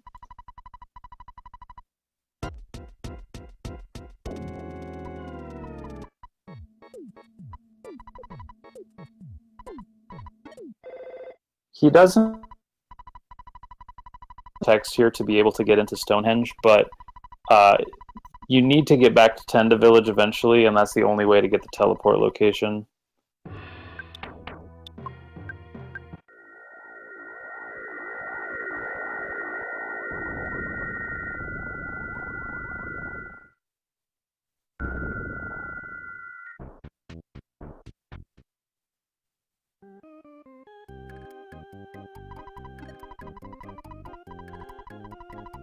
So the second thing he'll be doing here is fighting Carpainter, and it's required to beat Carpainter. It's not required to do the rest of Happy Happy Village. But the reason that this turns spawns back on, I don't think it's the fight itself that turns spawns back on, but it's the fact that once you fight Carpainter, the the fight that you initially teleported away from will disappear, and then that in turn will turn spawns back on.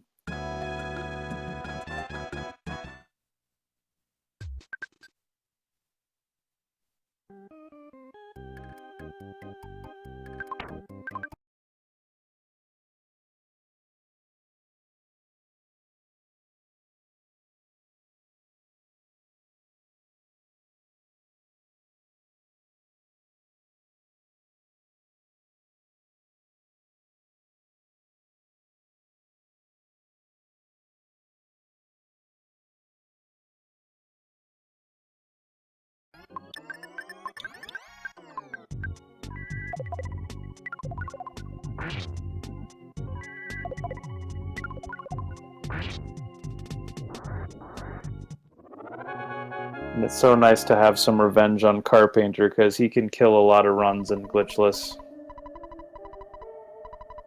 That damage from Pooh would have actually taken him out in one shot, but he went after Paula.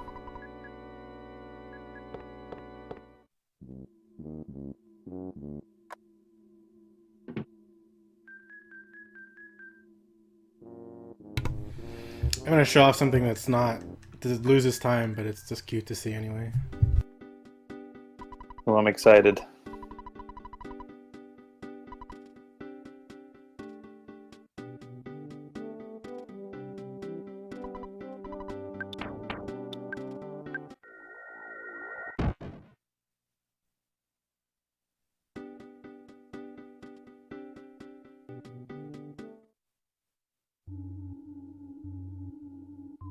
Oh wow, I've actually never tried that before. Very cool, Daniel. So the game obviously doesn't expect you to have teleport there either, so they didn't code Pokey to walk all the way out of a cave or anything, they just had him disappear. Isn't it true that if you talk to him though, it'll soft lock the game? It's no, at the shack fight, when you beat the shack fight, Pokey does a similar thing where he like runs away. And if you have teleport after the shack fight and then you teleport to him and talk to him, he'll try and reinitiate the shack fight. And then but there's nothing to start the fight, so then you just soft lock the game.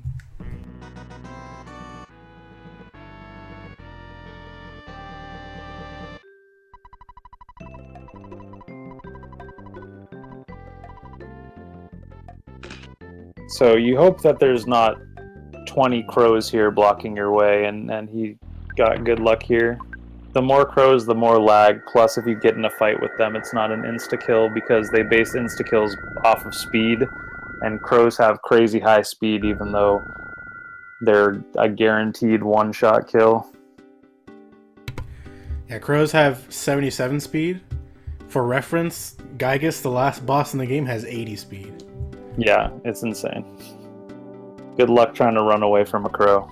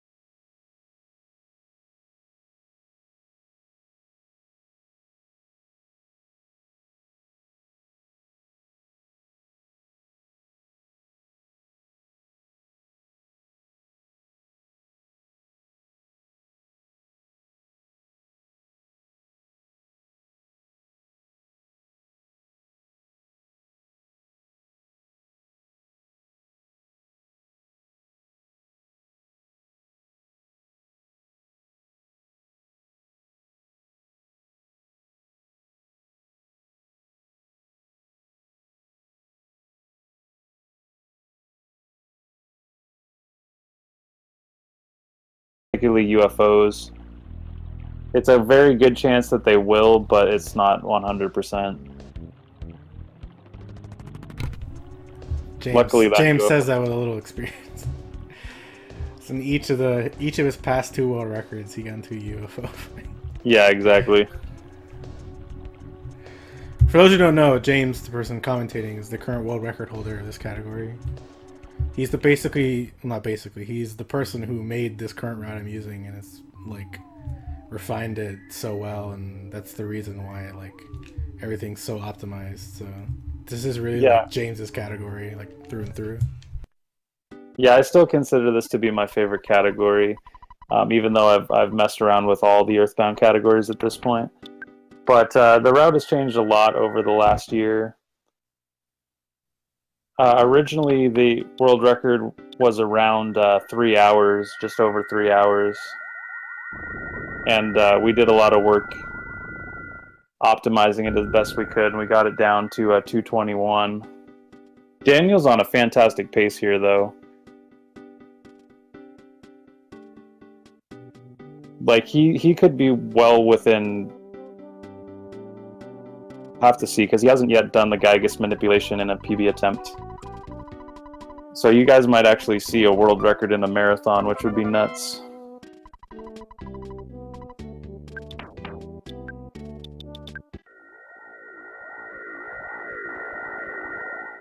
It's only because his execution has been so insanely good. He hasn't messed up a single part with RNG manipulation.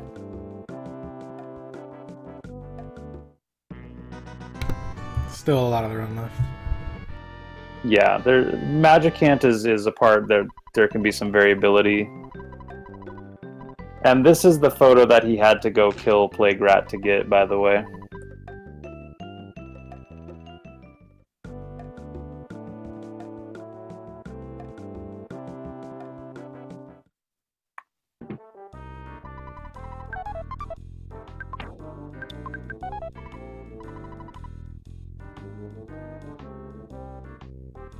Unfortunately, there's really no way you can test it out having everybody dead except for one person with a status ailment. And even if you talk to the lady, it makes it so you cannot die. As soon as you talk to her, you won't be able to die.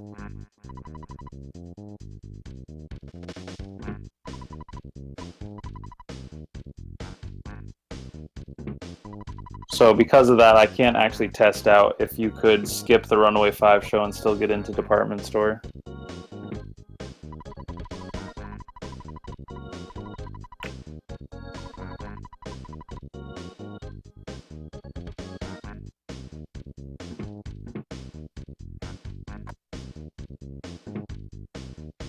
So this is the last input break we'll really have in the run.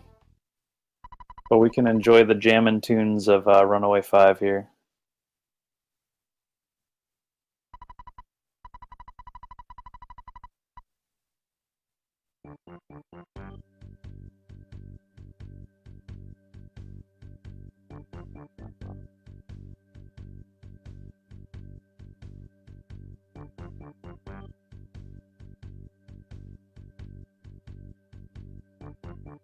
I see someone in chat asking if we ever get to see the photos.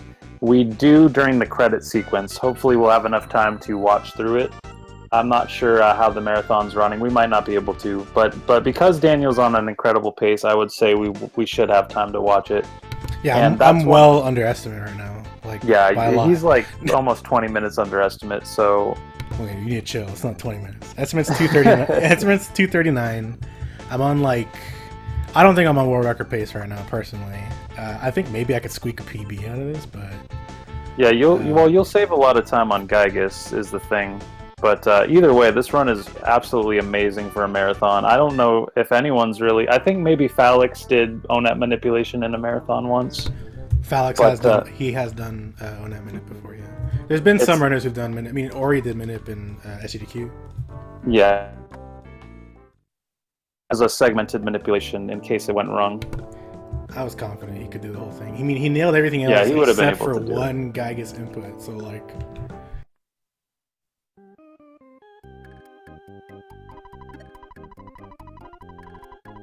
It was like last SNES Superstars. I did Earthbound twice in 2 different categories. I got it the first time, and then I failed it before Starman on the second. So everyone got to get a good old view of non-manipulated Onet.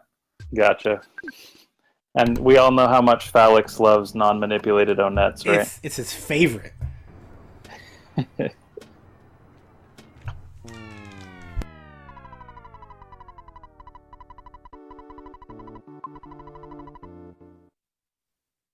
I also got the Gutsy bat in the previous one. I don't know if Photo Percent does that, but if you do get it, it's not legitimate compared to mine last year.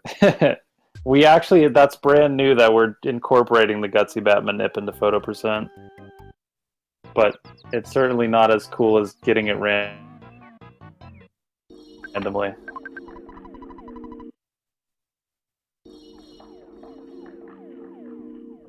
So right now Daniel is going to Moonside. You don't have to do this for any photos, but this is another way we can turn spawns off. And it ends up saving time overall, having no spawns for the later parts of this run. It can be a slightly scary place. Most of the enemies are pretty easy to juke and stuff, but if you get in a fight here, they can be kind of nasty fights. So Daniel, I don't know if you can explain it or not, but you said you were really ahead of estimate, but why did you just put us an hour behind schedule? I'm looking and trying to figure that out, and for some reason now we're an hour behind schedule. What'd you do? Did you screw something up? There's a stupid thing called daylight savings time that has just occurred during my run. But it's no fault of my own, I might add. I did not invent daylight savings time, but unfortunately Just now... making sure, because we just went behind schedule, and I didn't know if you screwed up or if just something was up. So right there where he walked to the bottom of the room, that skips a text trigger there where there's supposed to be an invisible man that follows behind you. And it's one way to turn off spawns, and we do it in a typical glitchless run, but if you save and then go out of bounds from there, the spawns will stay off.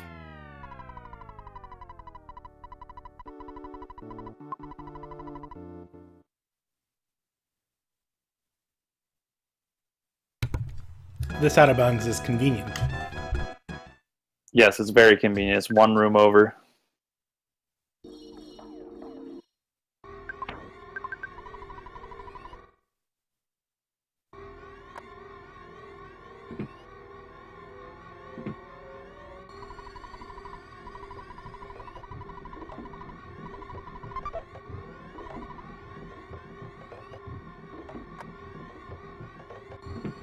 Exit mouse here, and it's going to take him to my favorite place afterwards, but I won't spoil where it's going to go.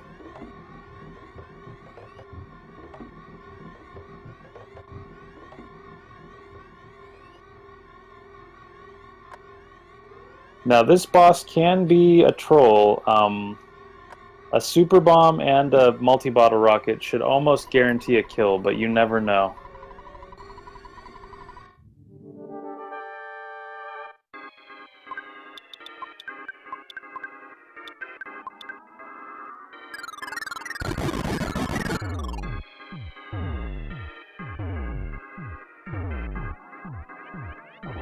Starstorm is not good.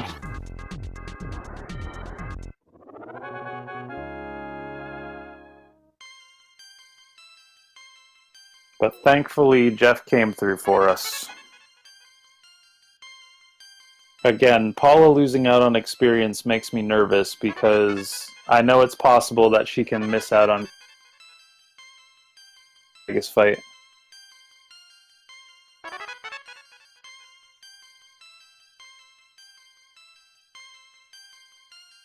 So I think it cut off there, but I was saying she can miss out on getting that shield that you saw her just get it now in this fight.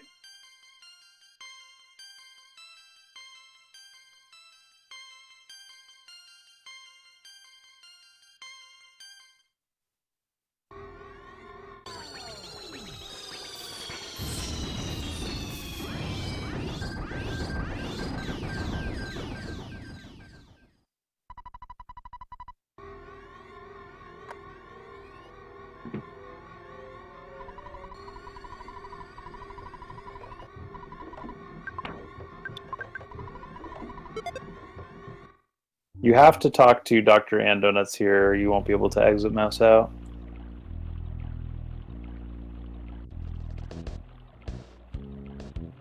So this was my favorite part of the routing.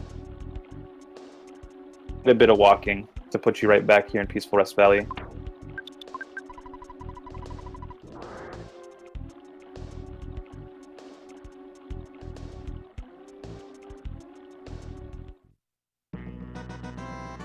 So I mentioned it earlier, but you have to actually erase the pencil to get this photo up here. You can't get it out of bounds.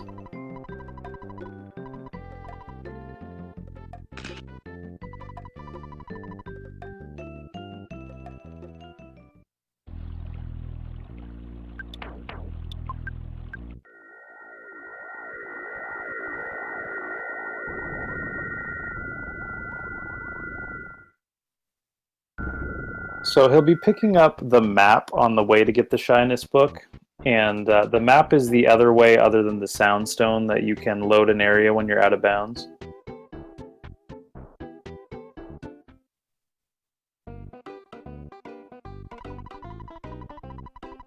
It's technically faster than the sound in certain areas, and to get it early on we would have to reroute ONET, so it's not worth it because we're already coming back here later on.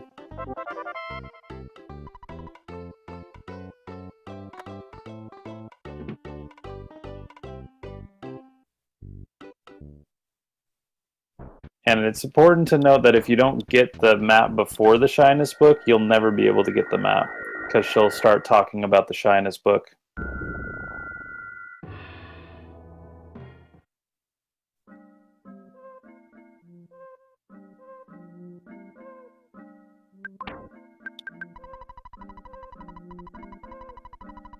And here's where Daniel will be able to enter a player name, and we'll see what he does, but I have a feeling I know. I'm debating a couple options.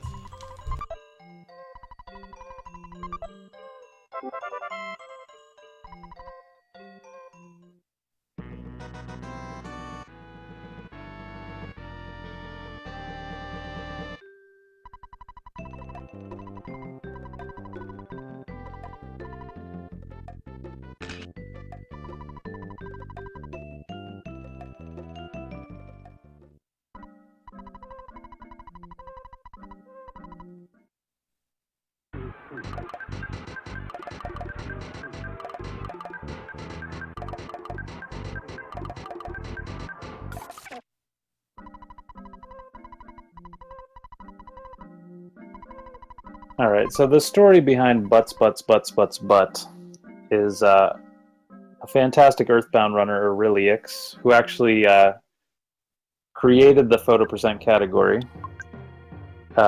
He was either in a race or a run that couldn't PB, and he just one day said, I wonder what I could fit in here. It's a total of 24 characters. That's actually not the story. I'll tell you the story. The story is that regardless of whether he was doing a PB or not, he would just write butts, just singular butts. And then it just kind of blew up from there. Like we're just like, well, why stop at just typing in butts once? Why not fill the entire thing with butts?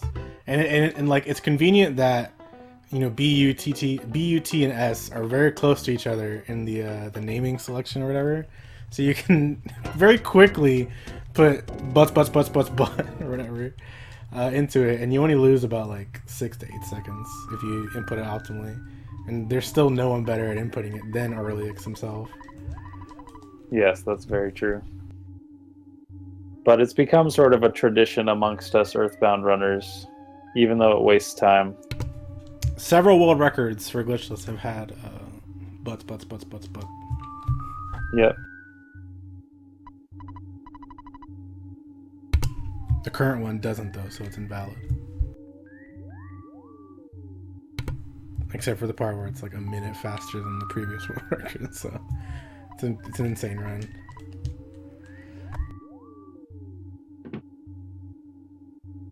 So Paula is kidnapped here, and there's a couple ways you could get her back. You could do things out of order, and you could go rescue her from Happy Village. But once you complete Magicant, it'll put her back into your party either way. So this just kind of ended up being the most sensible way to route it.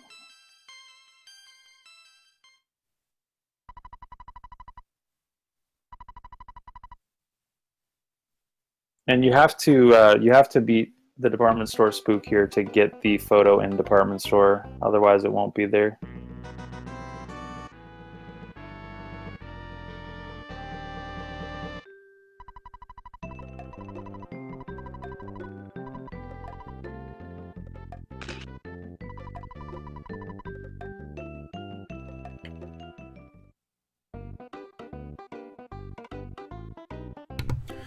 coming up is pretty much like one of the only big RNG parts of the run. But even so, it's not as much as it could be, because the first section is still going to have no spawns because of what we did in Moonside, so that's absolutely wonderful. With 3 members in your party, it's very hard to juke enemies in Magic Ant.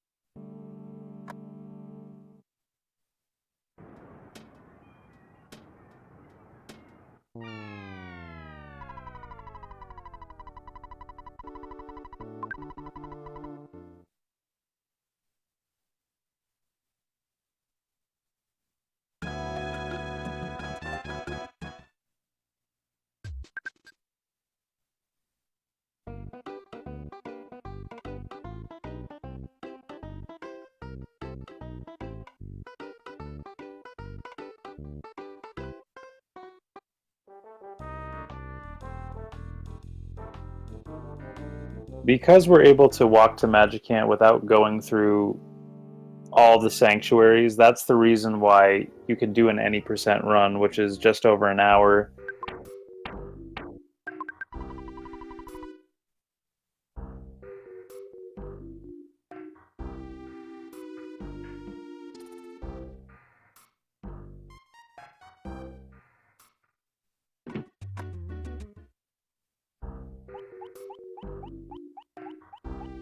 So he'll just be taking a nice pleasant walk here through the first part of Magic Ant, but once he enters Sea of Eden, spawns will be back on, because they're scripted fights, the Kraken fights.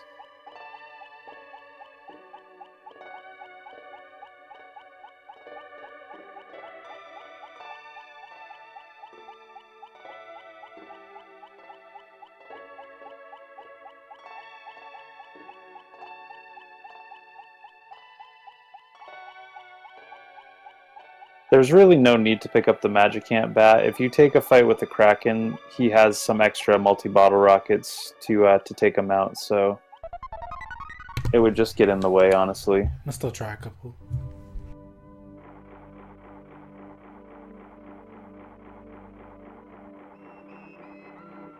So let's see where the what the Krakens do for Daniel here.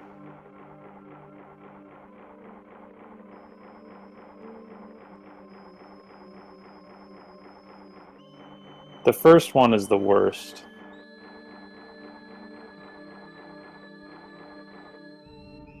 He really has to be at the very bottom of the screen to go for it with 3 people in the party.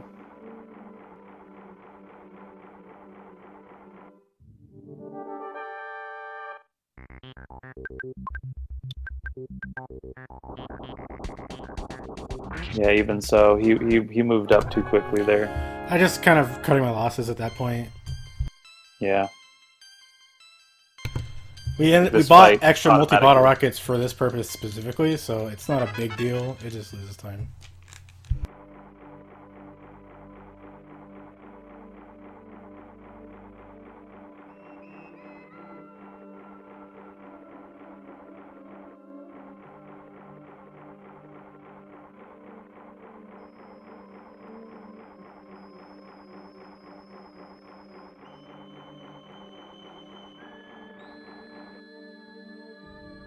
So he uses all these spikes and walls strategically to try to get the Kraken stuck.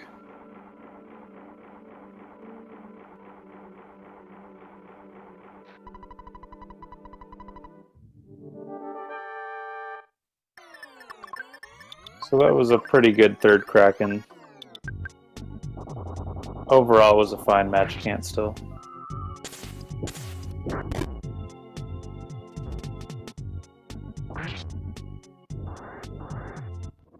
Wow, he 1654 damage and Jeff did 1620. So he almost one-shot him. In practice, he did 2400. It's actually pretty unusual to do that high, but it's still it's a little frustrating because you see how close it could have been. Since there's not a lot going on right now, Daniel, and Jeff didn't really 100% come through on us right there.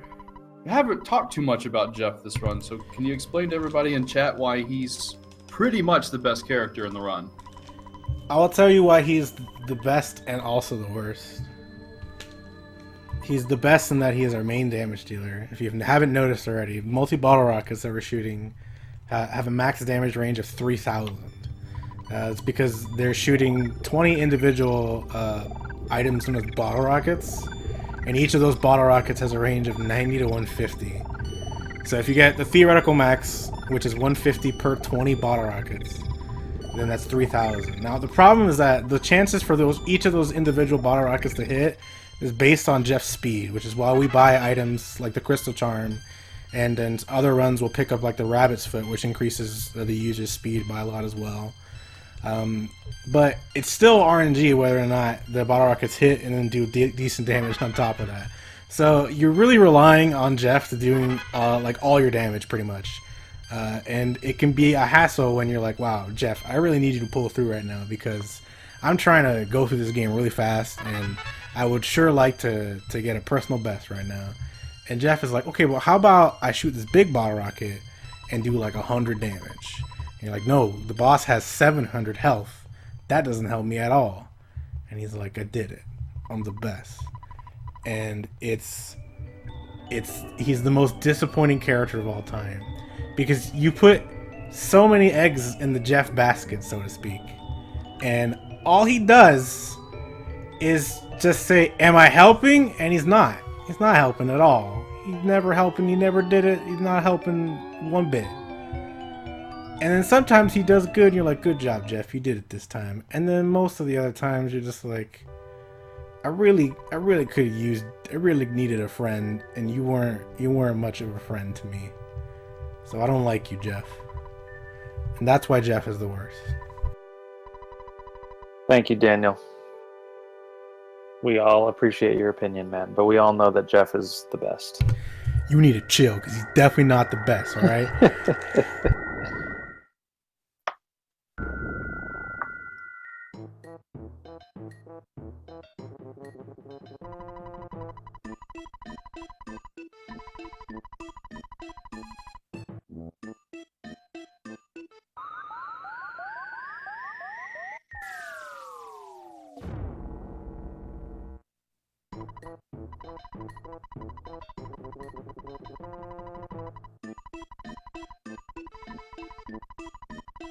Order, if we had never fallen down the hole into Lost Underworld, they would not be here right now, and we'd be in trouble.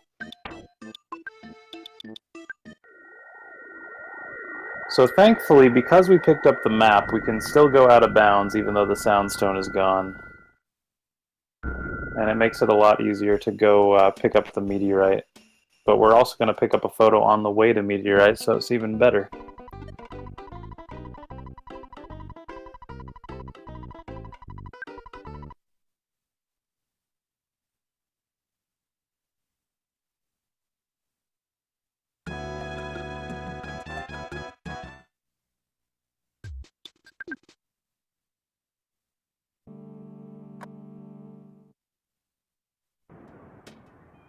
And one thing people might be a little disappointed in is the photo in the vacant house in Onet. We don't actually buy the house to get it. It's sort of a nice little Easter egg if you do buy the house photo, and you can check in the dresser, and there's an old magazine in there. But it's just much, much, much more optimal to do it this way, because it's right on the way to meteorite.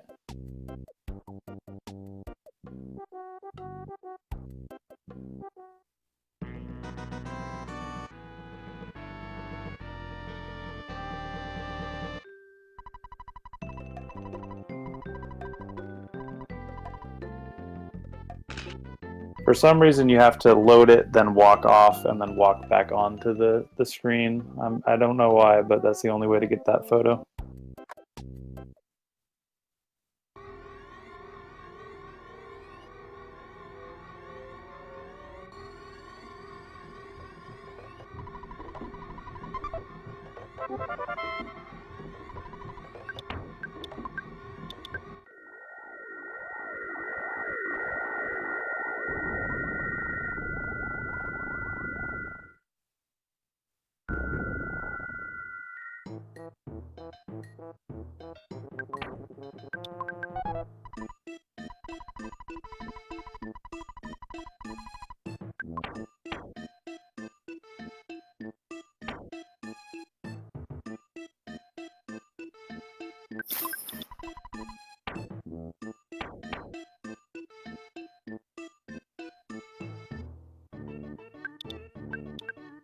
So Daniel's just checking his inventory right now because he's doing a new manipulation for Gygus that's only been done in my run.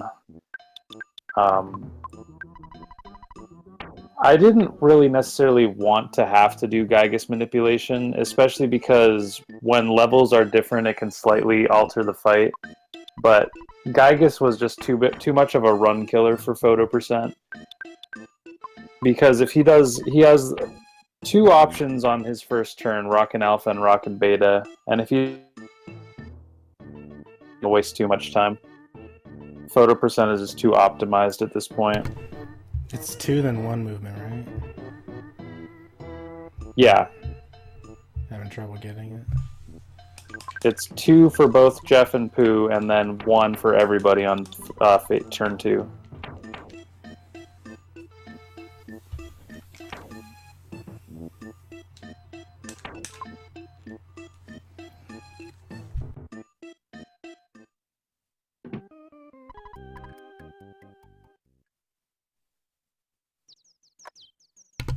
I have to mess around with that more.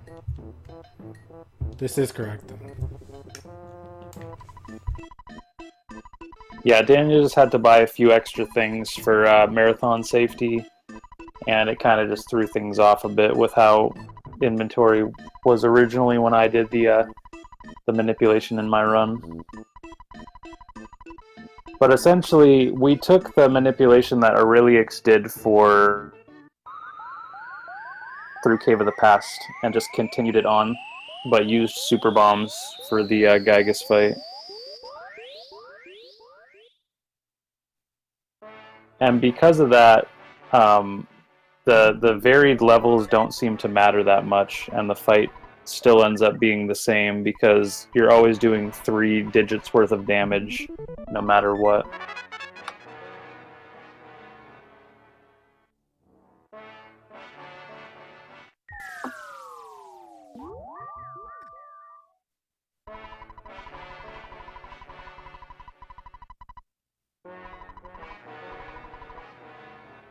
So when you do a glitched run like this, the crashed phase distorter is never there, and you can normally pick up a Horn of Life for safety. But Arifram just recently found out, he'll correct me, I think he's in the chat, but I believe it's beating Manny Manny that actually puts that phase distorter there. I don't think we knew for sure what caused it to be there.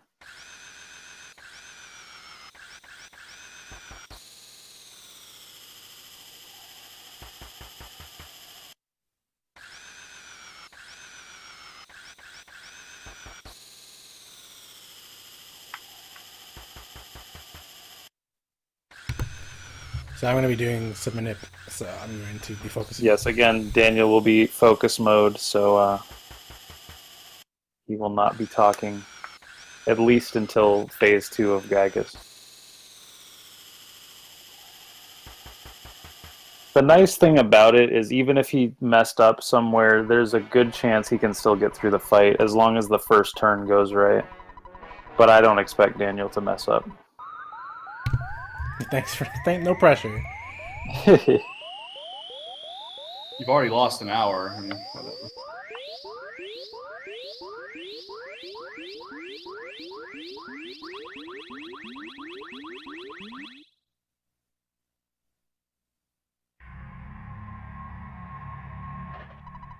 You know, all this daylight savings time is throwing me off because it's not even 1 o'clock here yet.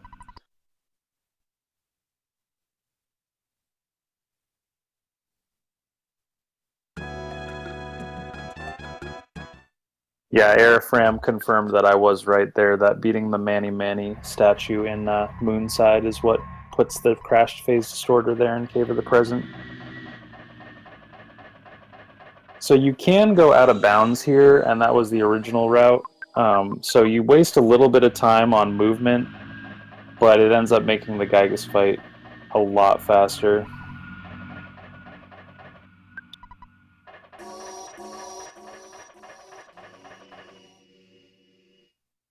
And shoutouts to Aurelius again for the first part of this manipulation, the hard part. Because we get the 1 in 128 Gutsy Bat drop from a Bionic Kraken. And that was the famous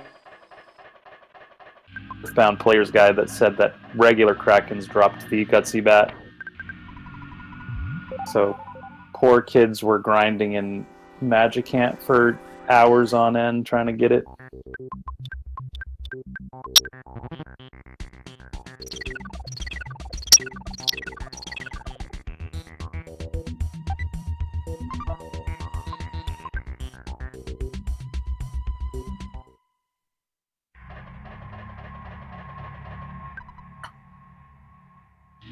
And anyone that's ever grinded this out to try to get the 1 in 128 drops, they know how annoying this grind can be.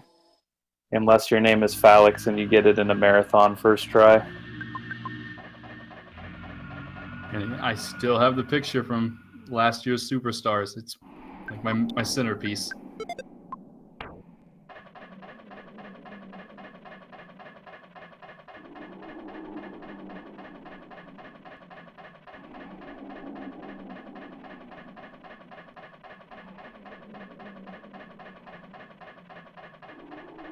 So far, Daniel's done everything perfectly.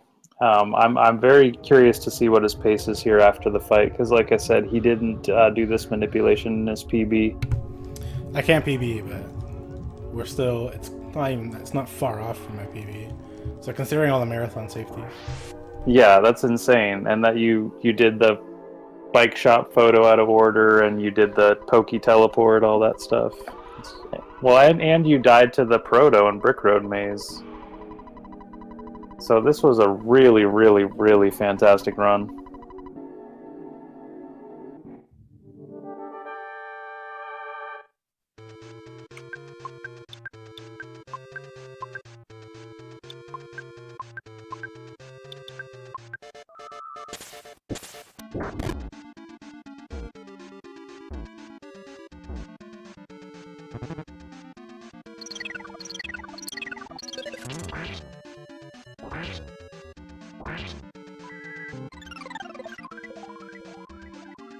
Alright, looks like he's passed the worst of it, so we got a really, really wonderful run from Daniel here. It's not over yet, timing-wise, but the worst of everything, manipulation-wise, is over. So he should get through this fight, no problem.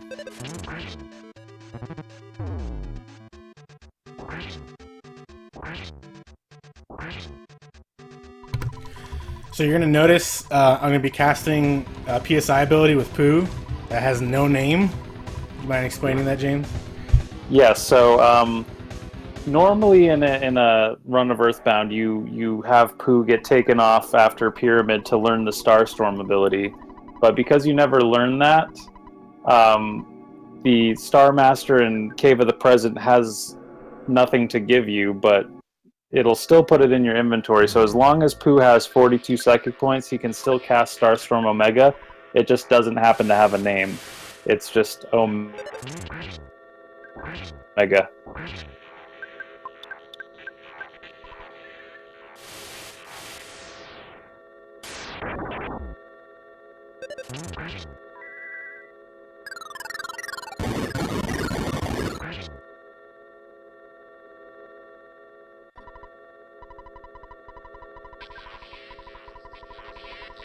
So he's on to Phase 3, and it means that with Paula with the C Pendant and the Franklin Badge, he literally can't die at this point. So the manipulation stops there. I don't know if Daniel messed around at all. I had tested it out a little bit, and it looked like Phase 3 was more random with what people's levels were, so I didn't mess around with it too much. But in Phase 3, you just have to defend and pray with Paula.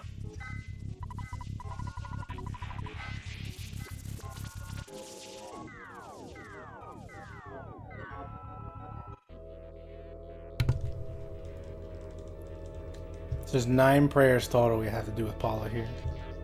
Yeah, 9 total prayers. In a normal, every other run, I can't think of another run that doesn't end here. Timing ends when Paula actively like starts her last prayer. But in Photo Percent, we don't end timing until we talk to Mom, and she the credits begin right after you talk to Mom. Yeah, and we still have one more photo to collect. So we have yet to collect them all. Now, if we ended timing at Gygus, it would obviously be better to get that Onett photo at some other time. But I like the idea of stopping it when you talk to Mom, because that's really what puts the final photo in your inventory. And we want to watch the credits anyway to make sure we got all the photos. And it adds some possibilities, because there's a lot of ways you could take this run. You could get a lot of photos post Gygus, to be honest. This is the way I work. Some old routes would get one of the 3'd photos after Gygus. This is before you optimized the heck out of it. Yeah, they used to ride the bus to 3'd to get the happy 3'd photo. I can't remember the other ones they got. They'll get that one and the Onett one. There's a secret photo that happens when you beat Gygus. So there's 32 total photos in the game, but you only see the cameraman take 31. He kind of takes the 30-second in like the credits where he part of the credits where he flies down and takes a picture, and that's supposed to be like the 30-second photo, but you don't really get to see it before time ends.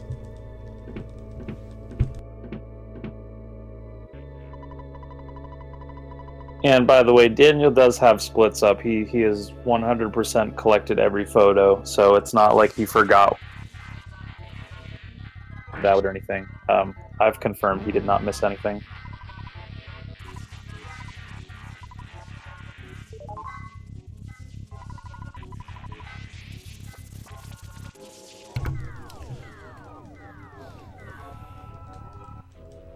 I see someone saying the pray command is useless. It's not useless, it's just really RNG based. So it's like, it uses a table based on chances of 16ths. So the most common type of prayer is like a subtle light, which will lightly heal your party. They heal about I think it's like 5 or 10% of your party's HP.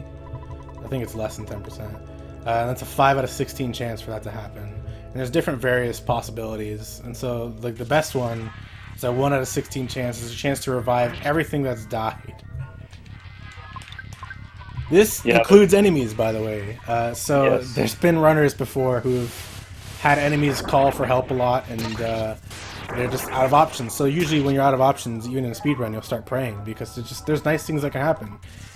You can deal direct damage to the enemies, you can revive your party members, you can revive psychic points and HP. And so one of the things that'll happen is that you'll revive your party, but if you killed a bunch of enemies and they call for help, all the enemies will respawn. So there's an old runner named SDFG who was killing a lot of slimy little piles, approximately like 8 of them, and he had killed 8 of them rather, and then he got that prayer, and all 8 of them came back. So he was fighting like 9 slimy little piles at once, and it's the best.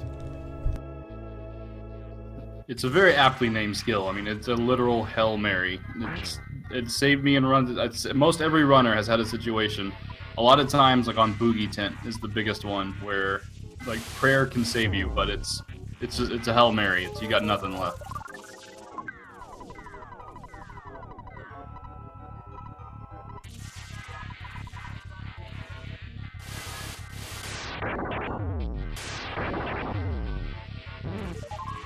So Daniel got unlucky there. He got solidified.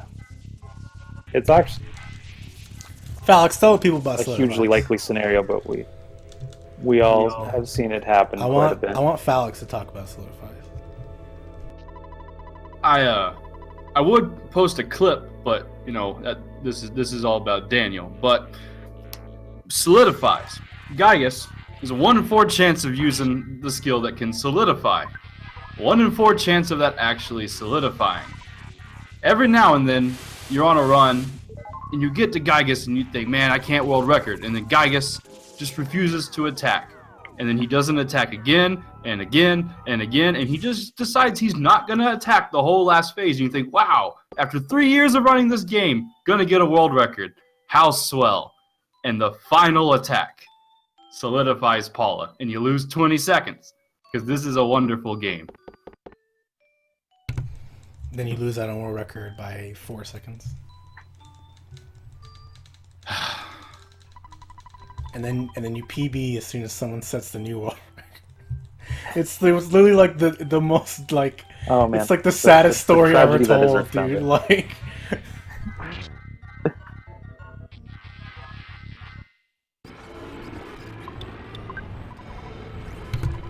so you'll notice during this last phase that stream quality is going to take a big hit. And that's because there's no bitrate that can support this stage of the fight.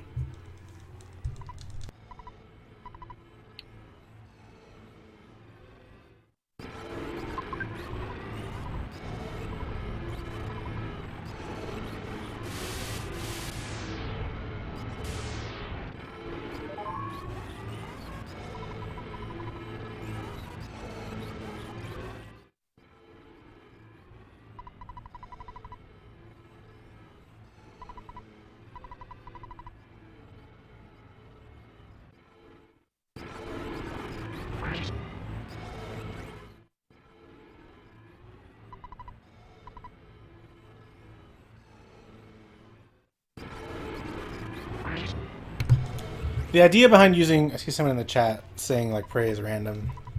It is random, and the idea behind using prey in this fight is it's supposed to be that like you try and fight Gygas the normal way, and then you expend all your resources, and you're like, what do I do now? I guess I'll just pray with Paula, I guess. And then you find out that's what you're supposed to do, and like it's honestly it's pretty cool, but at the same time, if Paula is dead, then you literally cannot beat the game. So it's definitely like a flawed, like heavily flawed, like design-wise, way to like you have to like beat the game. But it's definitely like most people's stories with Gygas, as far as coming into it blind, involve like I just tried everything and kept beating him up and nothing worked. So I tried to pray, and that ended up being the answer. And so it's like it's actually like a desperation move. It's which thematically is really, really cool. Yeah.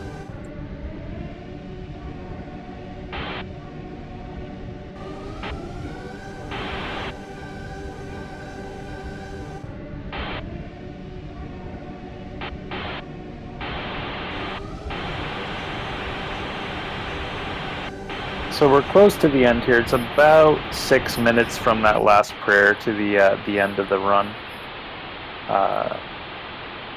But I can't stress enough how amazing this run has been in a marathon. Daniel didn't make a single execution mistake in all of the RNG manipulation sections.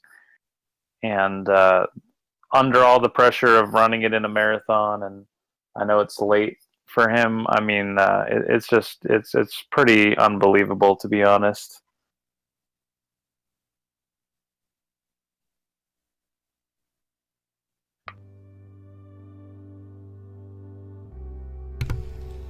Problem is now my adrenaline's pumping, so I'm gonna be up for like another 2 hours.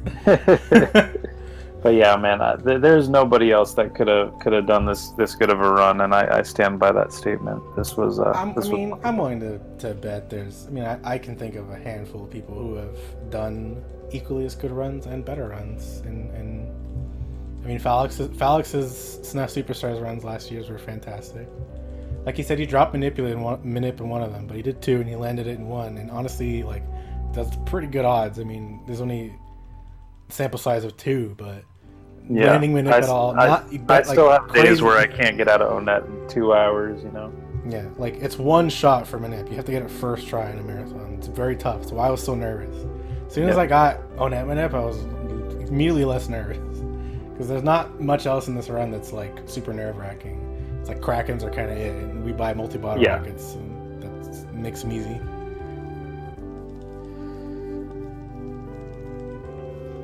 Sometimes Ace of Arrows. Sometimes there'll be a run where it actually is saved by a prayer. Like for all intents and purposes, it should have been a dead run. You have no more resources, some kids are dead, and you pray, and lo and behold, you get everyone back, or Paula decides to, there's one of them is called like, it's like chasing the enemy or whatever, and it does like 300, like 250, around that damage range. And you can kill the enemy, and there's been a lot of saves like that. Not in like a world record or anything, but there's people who have PBs that have been saved by random prayers. Oh yeah, I've had PBs definitely before, where a prayer revives a party member and continues the run.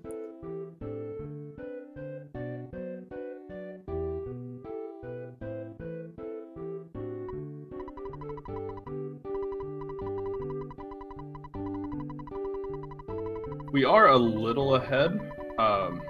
I just remembered now, and at the end you can't do Shattered Man glitch normally, but you're not gonna PB already. But you want me to do it off minibar? Oh right, because he can't teleport to Summers. Yeah, that's right.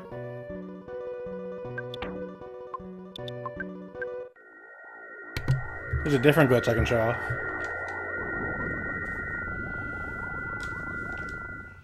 But we'll just, we'll complete the run. I can show it after, depending on how much time we have left after. It requires resetting the console, so I don't want to do it. I can't do it right now.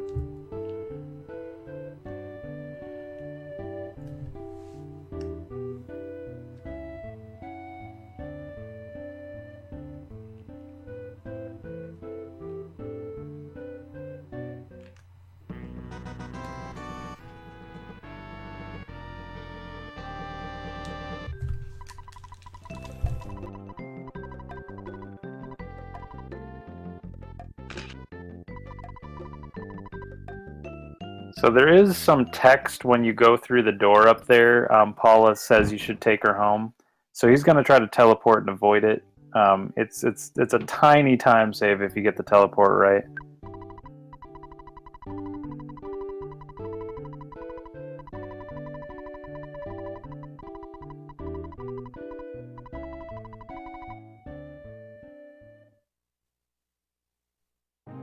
Yeah, and he pulled it off, no problem. Expected no less.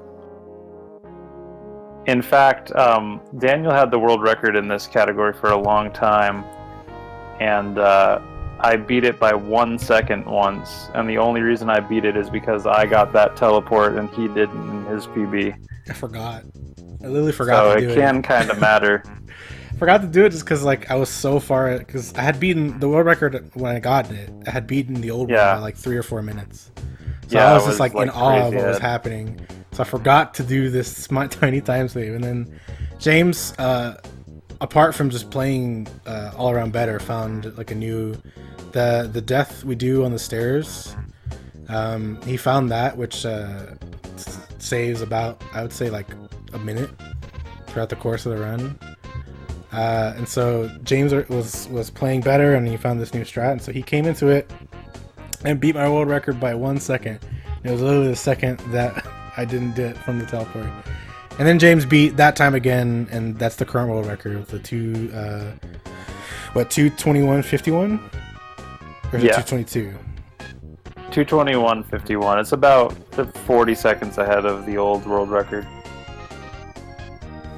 But not gonna lie, I thought there was a big portion of this. I thought that this could potentially get it. There was a little bit of bad luck in Magic Ant there. That was probably the end of the chance. Magic Ant was bad, and I looked in my inventory for a good like 30 seconds trying to rearrange everything for Jeff. And I also died to Protoplasm. To Brick Road, that's the crazy part, yeah. Yeah, so this is actually a fantastic time, all things considered. This time is better than the world record that I beat when I first got world record in the category. The world record was like 227.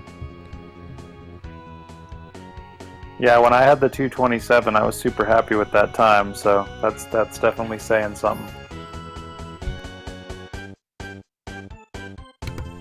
Now we're about 5 minutes off of world record.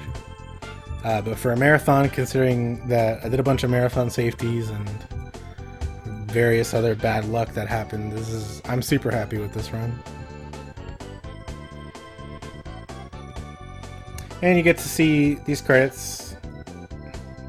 And then after this credits introducing all the characters, you get to see two things. We get to see one thing and hear the other. The thing you get to see is all the photos played, but then you get to hear the best song in the game, which is Smiles and Tears, which is like your victory lap for if you get a PB. Usually people watch it. Exactly. And I should say that people often ask like about 100% speedrun for Earthbound, and what we always tell them is because it's so point what you would collect in a 100% run. Like, would you go for all the 1 in 128 drops? Would you open all the presents? Would you talk to NPCs? Like, where do you stop it at? So because photos are the only thing that the game really tracks as far as the credits go, photo percent is honestly probably the closest thing to a 100% run that we could really do, but it's actually significantly shorter than a glitchless run would be. Well, that's because we use glitches. The Japanese runners one of them has done a photo percent glitchless, and unfortunately, like photo percent glitchless, like, I mean, you could do it, but it would just be like you're just doing glitchless, and you kind of get sidetracked occasionally to get a photo. Like, it's really doesn't make the run any more interesting. No, there's only a couple that are even out of the way at all, so it's just adding 20 seconds for every photo to your glitchless time.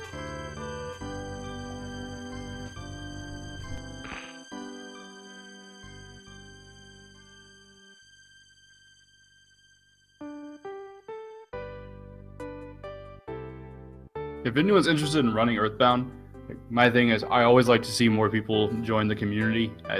In 3 years, we've come really far. From when I started in March of 2014, there was 2 active runners and like 6 total times, and we're now about 75 people in glitchless, which is the main category, but there's over 100 people, I think 118 people total, that have a run in something. It's a very fun run to get into because it's never going to be the same run twice unless you run any percent, because that's fully manipulated.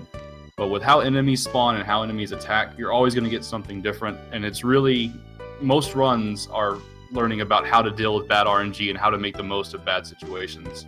I really recommend getting into it. We have all kinds of guides, and if you check out the speedrun.com link, and I put that in the chat, tons of things for you to check out. We have a great community, and more the merrier. Yes, everything Phallic said and more. The Earthbound community is wonderful and very, very welcoming. Good resources as well, as far as like tutorial videos, good notes. Not really for photo percent. I have thought about putting up a tutorial for photo percent to get more people to do it, because I think it's a shame more people don't run this category. But maybe it's not a hard category, to be quite honest. Amazing job. It's not a very difficult category. I mean, it's kind of tough to pick up at first, just because, I mean, since it's so glitched, there's situations where you kind of got to be like, okay, how does this work? But for the most part, like the hardest part of the run, you don't even need to know manipulation for photo percent. Hardest part of the run is setting up the save file that you're going to be using. That requires manipulation. Even that you could do without manipulation. My first couple photo percent runs didn't have any manipulation at all, so it's definitely possible. It's just impossible to world. It's still, I find it to be a fun run.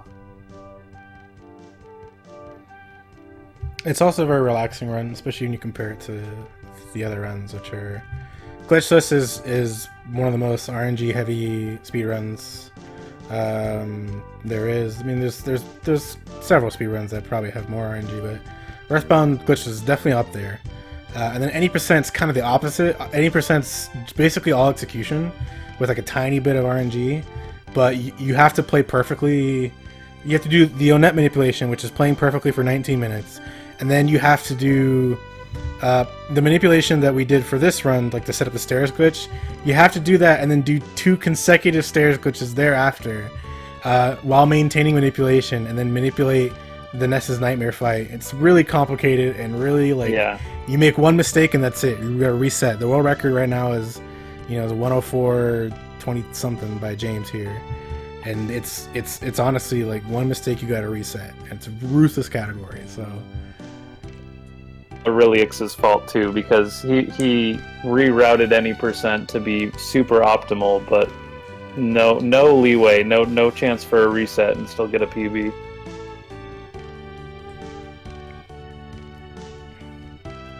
You mentioned glitchless a lot during this. That is the main category. If people are wanting to get into Earthbound, always recommend to try glitchless out first to see if you like it. That we have the most resources for that, but also the biggest community. It's also the easiest category, I would say. Yeah, definitely. Like we also have on Sundays, we have a weekly race at 5 p.m. Central Time for glitchless. And if you really want to kind of get a good taste of what the community's like when everyone, except for me, is together, at Limit Break, there's going to be a 12-person relay race of glitchless. And that's going to be really exciting. And especially with just how we all interact with each other, or I should say they interact with each other since I can't go. It's going to be a lot of fun having a 12-person relay race at such an event.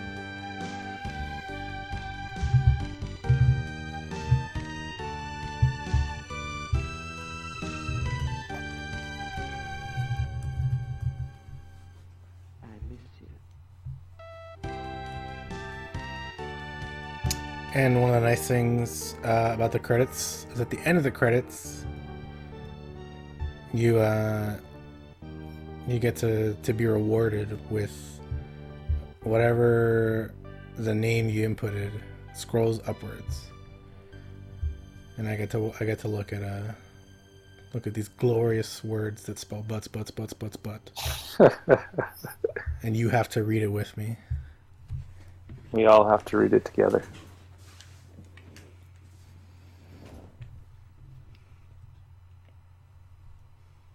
So it's technically post-credit stuff. It's very short.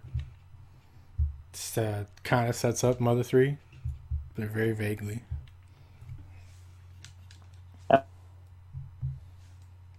Japanese runs stop the timing at the very end here because there's still some control you have after credits.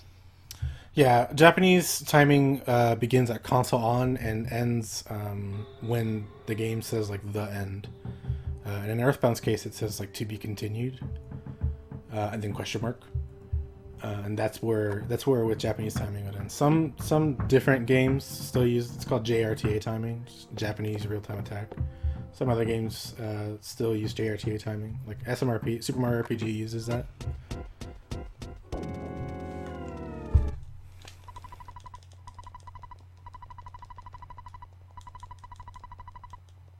Alright, so I think once you hit the door here, we're going to need to transition into the other one. Ate up all the time we needed to there. Sure. But I enjoyed doing this little host session. I'll be doing another one later, but I'm glad Mythical put me in here at the time of a game that I can also talk in a little bit. But yes, Daniel, thank you very much, Alex. Easel and everybody at SNES Superstars. Yeah, thank you so much for having the run. Thank you for letting me run it, and I apologize for my my poor internet, which caused a lot of problems. I understand. It's all right, man. It happens. Appreciate you both. It was a good run. Hope everybody enjoyed, and I believe we're turning this over to Greenleaf Effect. Again, thank you for Daniel and James for the wonderful Earthbound run that we just saw.